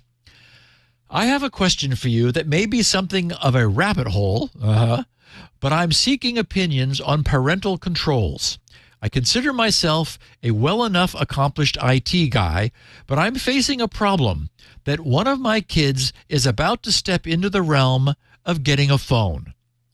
We, my wife and I, have held off until now, citing COPA laws, but we are out of excuses at this point. The issue is that for all of my IT experience, this kid, my third, is exceedingly more tech savvy than any of my other kids, having already proven their ability to circumvent restrictions on school-operated technology and continuing to do so without any repercussion, as the school can't seem to collect any evidence of their wrongdoing. I've done my best to protect the home front, Pi-hole, pfSense router with static routes to nowhere for undesired sites, etc. But once on the phone, the kid will be able to connect wherever they please. And I have yet to find a truly secure parental control app which will do all the standard watchdog things and self-protect from deletion on Apple and or Android. Any advice is welcome. Here's to 999 and beyond. Signed, Victor. Okay, so I wrote to him. Though I never had my own kids, During my late 20s, 30s, and 40s, I participated in raising several long-term girlfriends' kids from preteen through their teens. And although I was never more than mom's boyfriend, I was around during some important years, so we bonded, and I've remained in touch with several of them who are now married and with their own kids. So I'm not a total newbie on this front. Victor didn't share the age of his youngest and most technically savvy of the three, so this might not apply if this individual is too young. But if this person is this tech savvy, then perhaps they're not that young. What occurs to me is to wonder whether this particular problem has a technical solution. I think that perhaps the solution lies in parenting rather than in technology. I'm not horrified by what I am horrified, by what is now available. I was distracted, I should explain to our listeners, by Ant, who just did a big, yay, congratulations, by my saying that the solution lied in parenting rather than technology. My bad. No, that's okay. Thank you for that. I'm horrified by what is now available on the internet, and I completely get it that age appropriateness is a real thing. There are many salacious adult depravities that young minds should not be exposed to until they've obtained sufficient context and maturity to understand them for what they are. But at the same time, blocking feels like a losing uphill battle. The internet is truly pervasive. If this youngster wants access to the internet, he or she is going to obtain that access. If not at home, where IT security is strict, then over at a friend's house, whose parents never considered this to be a problem, or by breaking through the school's security. And erecting technical blockades might just present a challenge to make what's hiding behind them seem all the more intriguing. Given what's out there, I understand the dilemma that today's parents face, and I would not want to be in that position today. But I also believe that there's a very real limit to a parent's ability to control what a free-ranging young person is exposed to. I think that if I were in this place, in Victor's place, I would sit down with all of my kids as a group and talk to them honestly and openly about what's on the internet and why, about how a great deal of what's there does not represent what most people think and feel, about how it's often deliberately extreme, about how behind a lot of it is a profit motive, trying to separate people from their money one way or the other. And I would also take some time to explain about predation on the internet, about how there are truly dangerous people hiding behind fake names, photos, and identities, that these people are often not who they claim to be. They may well be in a far-off country and not be at all nice people, and that the only thing you ever really know are the people who you've met in the real physical world. I would not pull any punches. I'd tell them that I'm terrified by the idea of them being exposed to what's out there on the internet, and that the only thing that will keep them safe is their own common sense and keeping lines of communication open with their true friends in the real world and with their parents. And look here. First off, let me just give you an applause because everything you just said, we're pretty much in agreement here. I echo you. This stuff with the internet, and I think back to my time with my kids. Granted, they're older now. I have one in college. He's a junior in college. I have a high school senior, and my oldest boy, my stepson, he is I believe he's 25 now. So they're out and about. But when phones began to be a big thing in their lives, I was tough. I was hard on them. I was like, no, you're not getting the phone, period. You're not getting the phone. And it sucked. I hate to say it that way. It was hard to do that, but I knew that having a phone wouldn't necessarily help them. far as getting their work done and being good students and whatnot. But I also thought that it was going to lead to some social issues with kids being kids, because kids will make fun of you if you don't wear the right type of T-shirt for whatever reason. And if you don't have a phone, oh, your mommy won't let you have a phone. Exactly. So I knew I was going to be in it for that, but I thought in the long run, they were going to be better off. But just as you mentioned, I explained to them why. I explained to them the realities of the internet. There's a lot of things out there that are just wow. But then there's also some good stuff on the internet, great information. And I had to teach them, there's going to need to be a balance. And right now, at this particular age, you're not ready for a phone. I did the same thing with particular video games. Grand Theft Auto wasn't allowed in my house for a little while. Now when they got older, sure, now you can play it because you have a little bit more common sense and know that's not the reality. Right. But mentioned here in our Discord, I believe it was Berserk. It says 100% this kid would see the parents as a, quote, challenge. I agree. That right there. I did not want to use tech to get in the way and put up firewalls and things like that, because all they were going to do is just try to figure out a way to get around it and put a lot of effort in that they didn't need to, when they should have been putting that same amount of effort into stuff that matters, like homework. So I didn't want to just throw up a brick wall for everything. I just tried to be upfront and say no when I needed to say no. And when it was time for them to be able to get phones and access to the internet and stuff like that, I gave it to them with a couple caveats and just sort of eased them into it. Well, and if nothing else, you're being that strong, even if they did go to a friend's house in order to, have their curiosity satisfied. The fact that you made such an issue of it, that, someone who, their dad was saying, this is really bad, even that would tend to create a barrier of caution that would serve to help them. It planted a seed, because there were instances where they would come back to the house after visiting, so-and-so relative, this cousin, this friend, or what have you. And they would pretty much tell me everything they saw the other kids doing, and they were not comfortable, and I had to tell them, okay, yes, thank you for letting me know.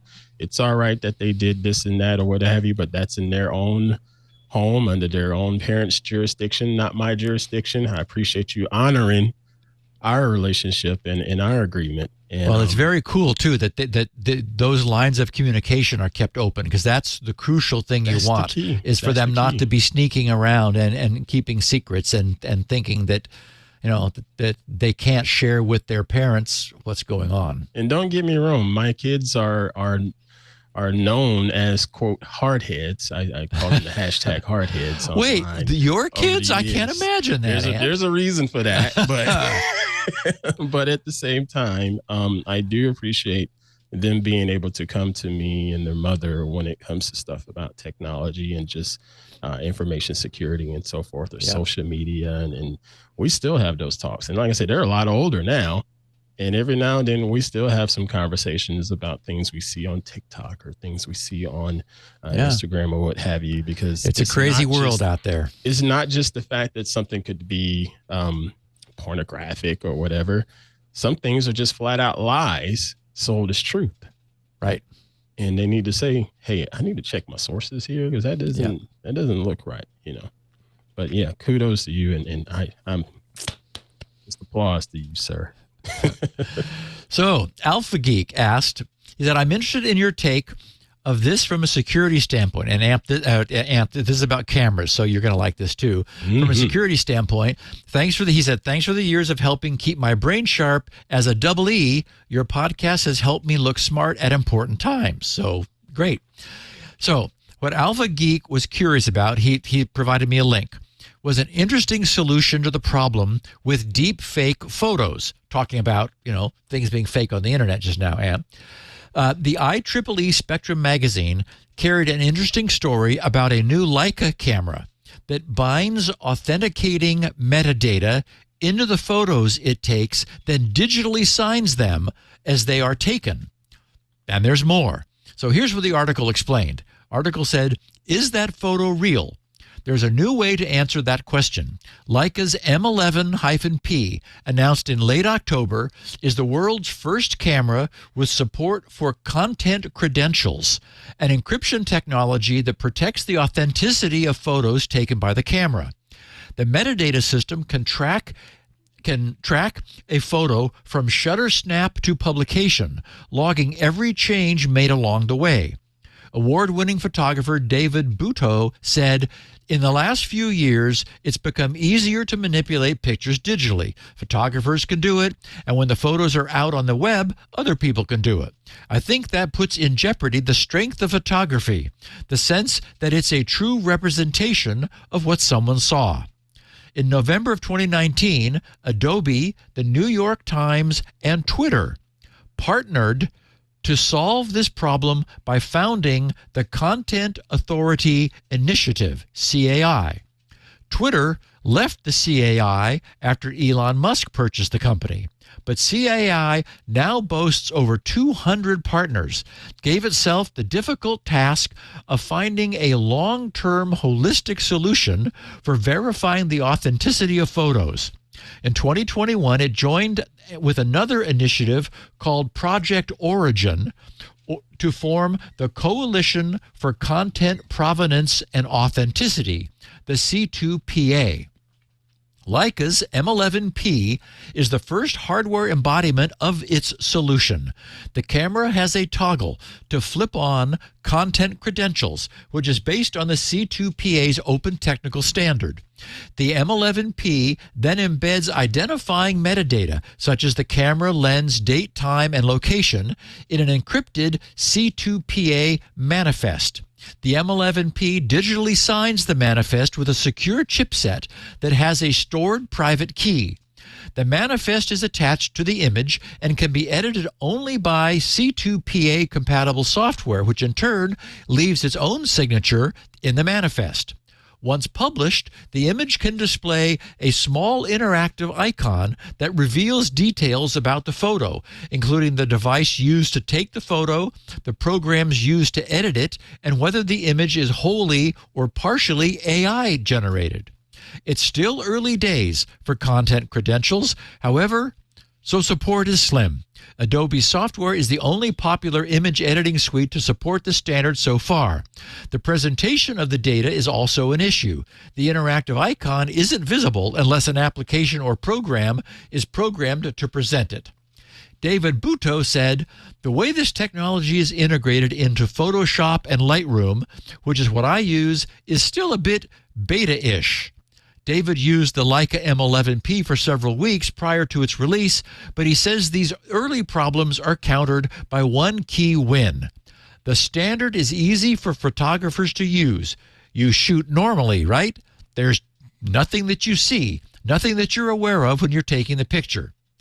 The Leica's M11P's support for content credentials wasn't the only reason it made headlines. It arrived with an intimidating price tag of $9,195. Oh, that's just typical for Leica. The article said that's a high price for authenticity, but Leica says, exactly as you said, Ant, says the camera's cost has more to do with Leica's heritage. Mm-hmm. Kiran Karnani, Leica's vice president of marketing, said, quote, if you look at the price points for our M series cameras, there's absolutely no added cost to have the content credentials feature in the M11P. Unquote. And the M11P is just the tip of the iceberg. Canon and Nikon already have prototype cameras with content credentialing support. Smartphones will also get in on the action. TruePic, a startup that builds authenticity infrastructure, has partnered with Qualcomm to make Qualcomm's Snapdragon 8 Gen 3 chips support content credentials. Those chips will power flagship Android smartphones next year. No news organization currently requires photographers to use content credentials, but the C2PA standards influence is beginning to be felt.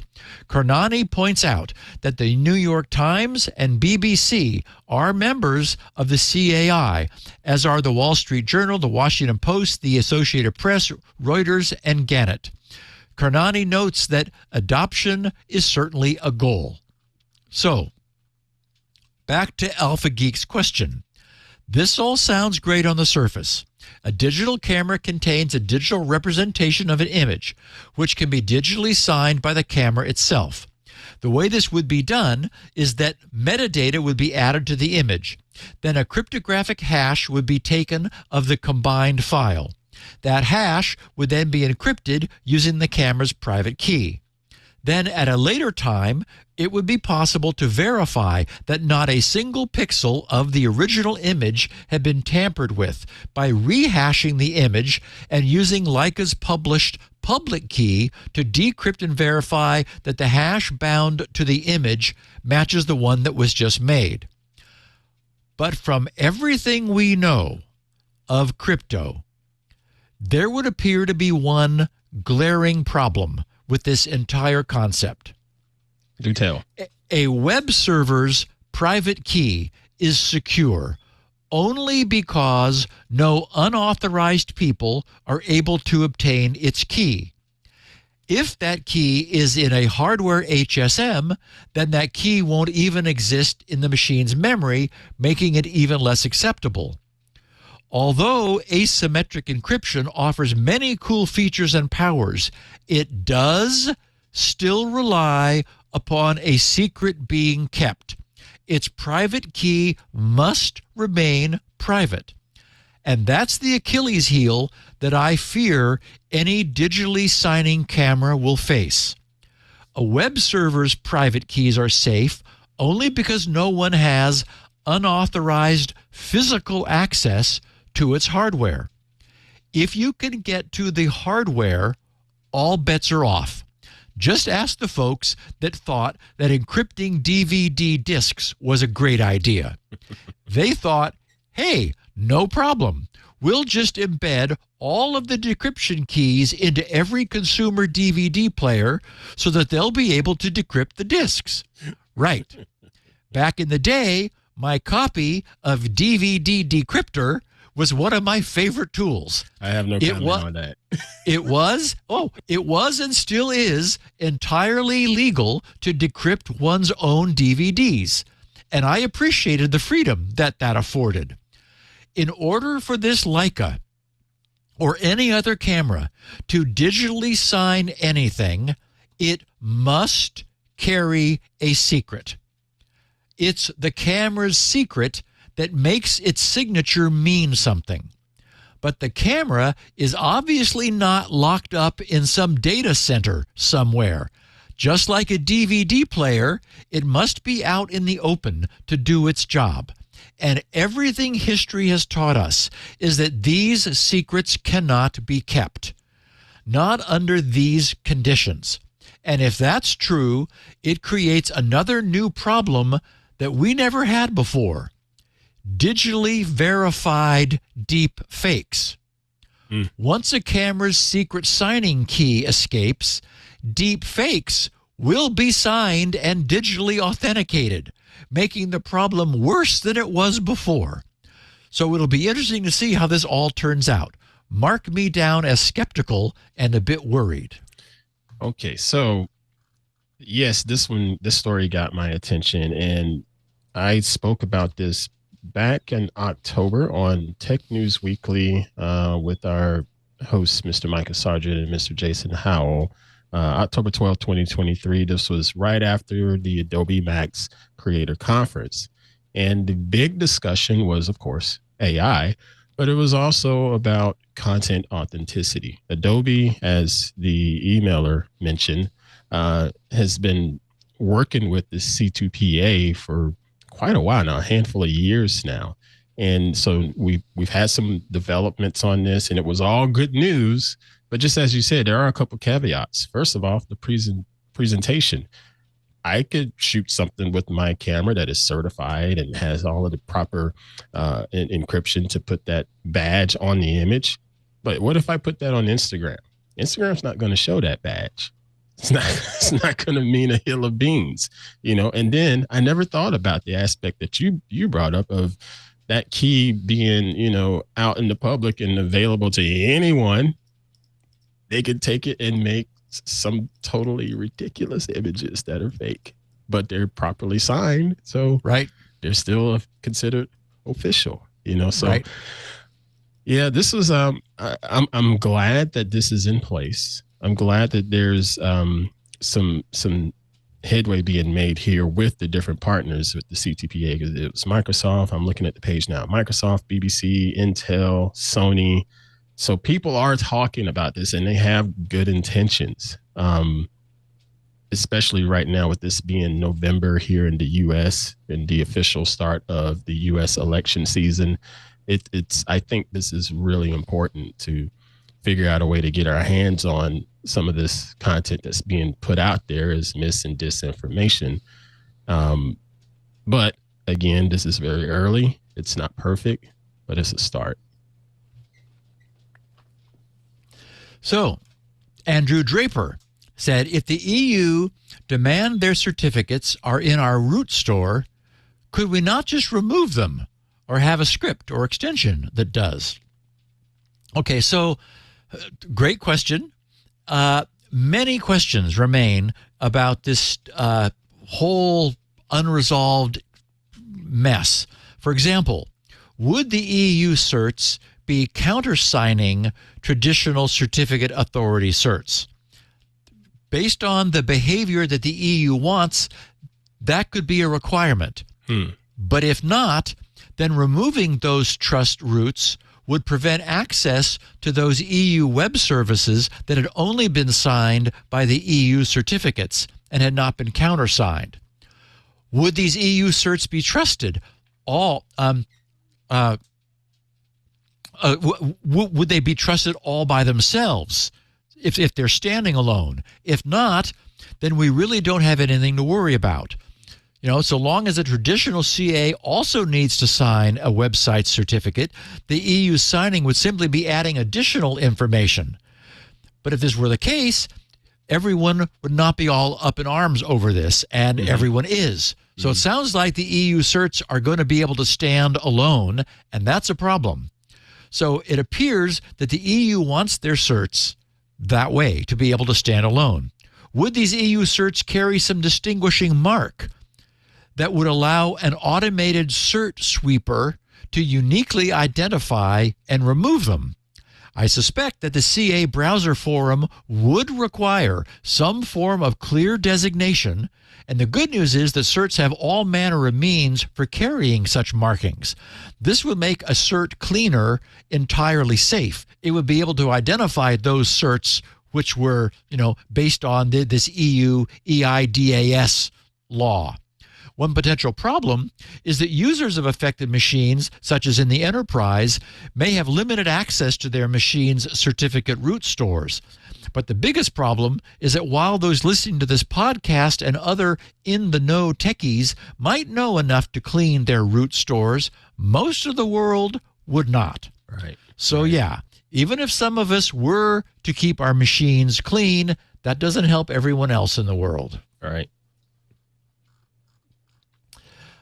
Mike asked, hey, Steve, what company do you recommend for a domain registrar?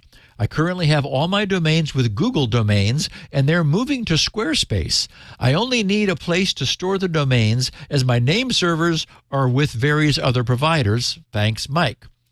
So, without any hesitation, I would and do always recommend Hover. Woohoo. And I cannot imagine why I would ever move. I did move once, and that was away from Network Solutions. They were the original primary registrar of domains for the internet. But let's just say they did not age well. I became so tired of Network Solutions' constant upselling attempts. When I did anything there, I would be forced to decline one special limited time offer after another endlessly. just to renew a domain. I'm inherently loyal, so I did stick with them as long as I could, but finally it was too much. So I went looking for an alternative. A good ultra techie friend of mine, Mark Thompson at Analog X, has all of his domains with GoDaddy. But GoDaddy's style doesn't appeal to me either. They just don't seem serious. And the one thing you want in a domain registrar is seriousness. They've also had security problems in the past with some of their services, though I don't think with their domain registrar business. By comparison, Hover is just a clean and simple domain registrar. They do offer some other services, but they are never pushed. For a long while, they were advertisers here on TWiT, but it was one of those situations where I had switched to Hover and was already singing their praises every chance I got long before they began advertising here. And I still am, for the same reason, singing their praises. So anyone who's looking for a clean and simple, no frills, no annoying upselling domain registrar, I think will find that in Hover. And I know that Leo feels the same way. As do I. Cool. And our last question from Glenn F.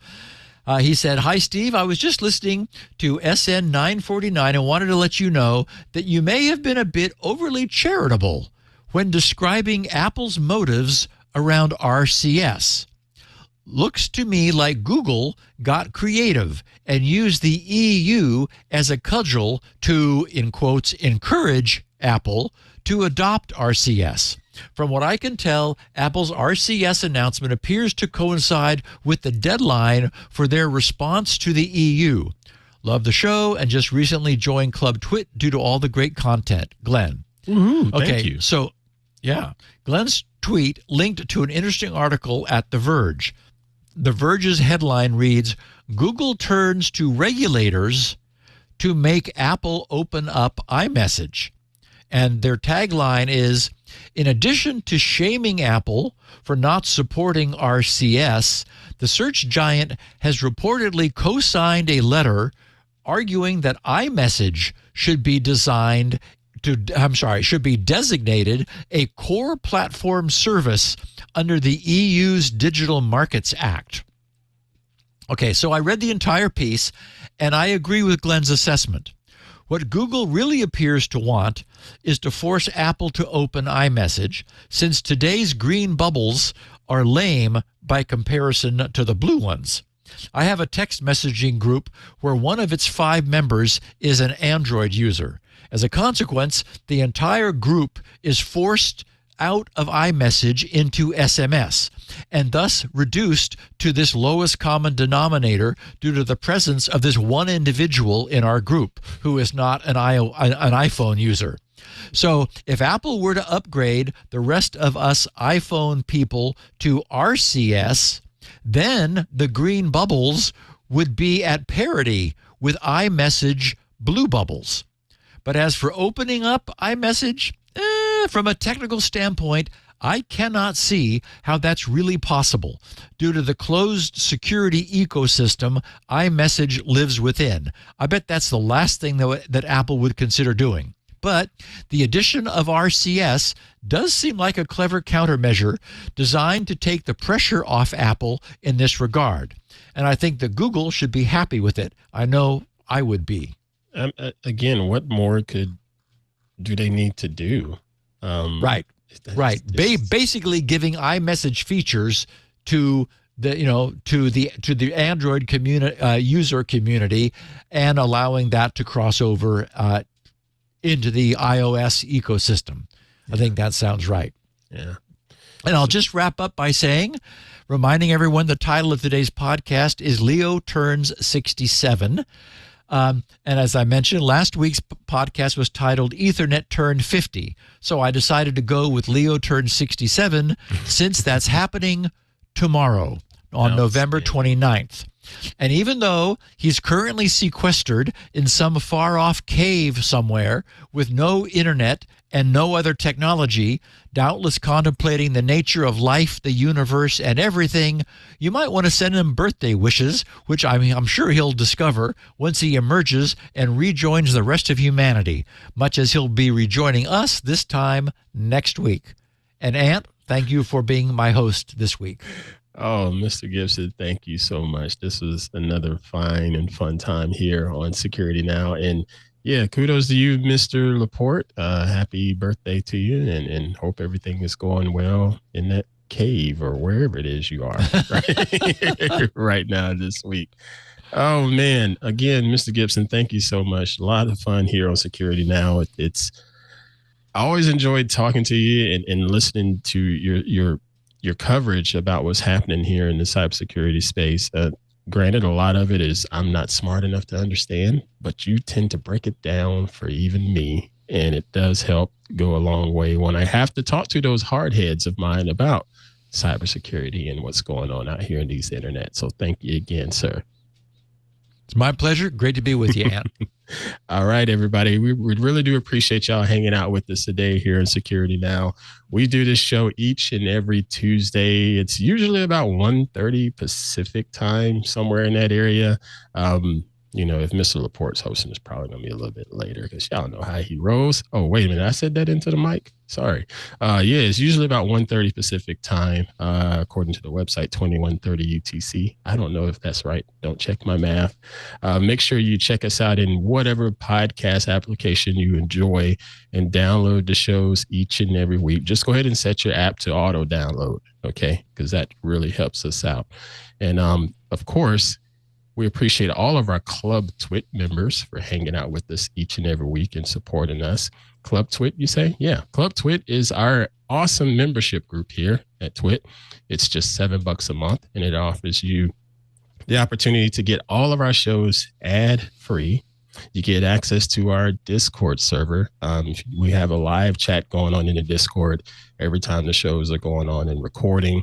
A bunch of different channels in there for forums and great conversations and discussions and memes and lots of fun stuff in there, including people like Mr. Joe Esposito that likes to make funny stickers of some of us hosts here at TWiT. So that's just one of the benefits. But it also it's another way to help support us at the network because real talk, folks, it's hard out here in these podcast streets. It's pretty hard out here. So every little bit helps us out. We really do appreciate it. It's just $7 a month, ad-free content. You get Discord access. You get only Club TWiT exclusive shows, such as Hands on Mac, Hands on Windows, the Untitled Linux show. There's a TWiT Plus bonus feed that has things in there like pre and post show stuff that, where we have some interesting conversations to say the least, such as like, what is Lily doing today before Security Now? Or the Stacy's Book Club. We have that coming up here soon, and some other interviews that we have in a TWiT Plus feed. So make sure y'all sign up and check that out and tell others about Club TWiT. All right, that is going to do it for us here today. Thank you to Mr. Gibson. Thank you to the squad there in the studio for making us look and sound good today. Mr. Berg, Mr. Jammer B. Hey, we appreciate all the support, and we shall see you all next time. Take care. Righto. Bye. Hey, I'm Rod Pyle, editor-in-chief of AdAster Magazine, and each week I join with my co-host to bring you This Week in Space, the latest and greatest news from the final frontier. We talk to NASA chiefs, space scientists, engineers, educators, and artists, and sometimes we just shoot the breeze over what's hot and what's not in space, books, and TV. And we do it all for you, our fellow true believers. So whether you're an armchair adventurer or waiting for your turn to grab a slot in Elon's Mars rocket, join us on This Week in Space and be part of the greatest adventure of all time. Security Now.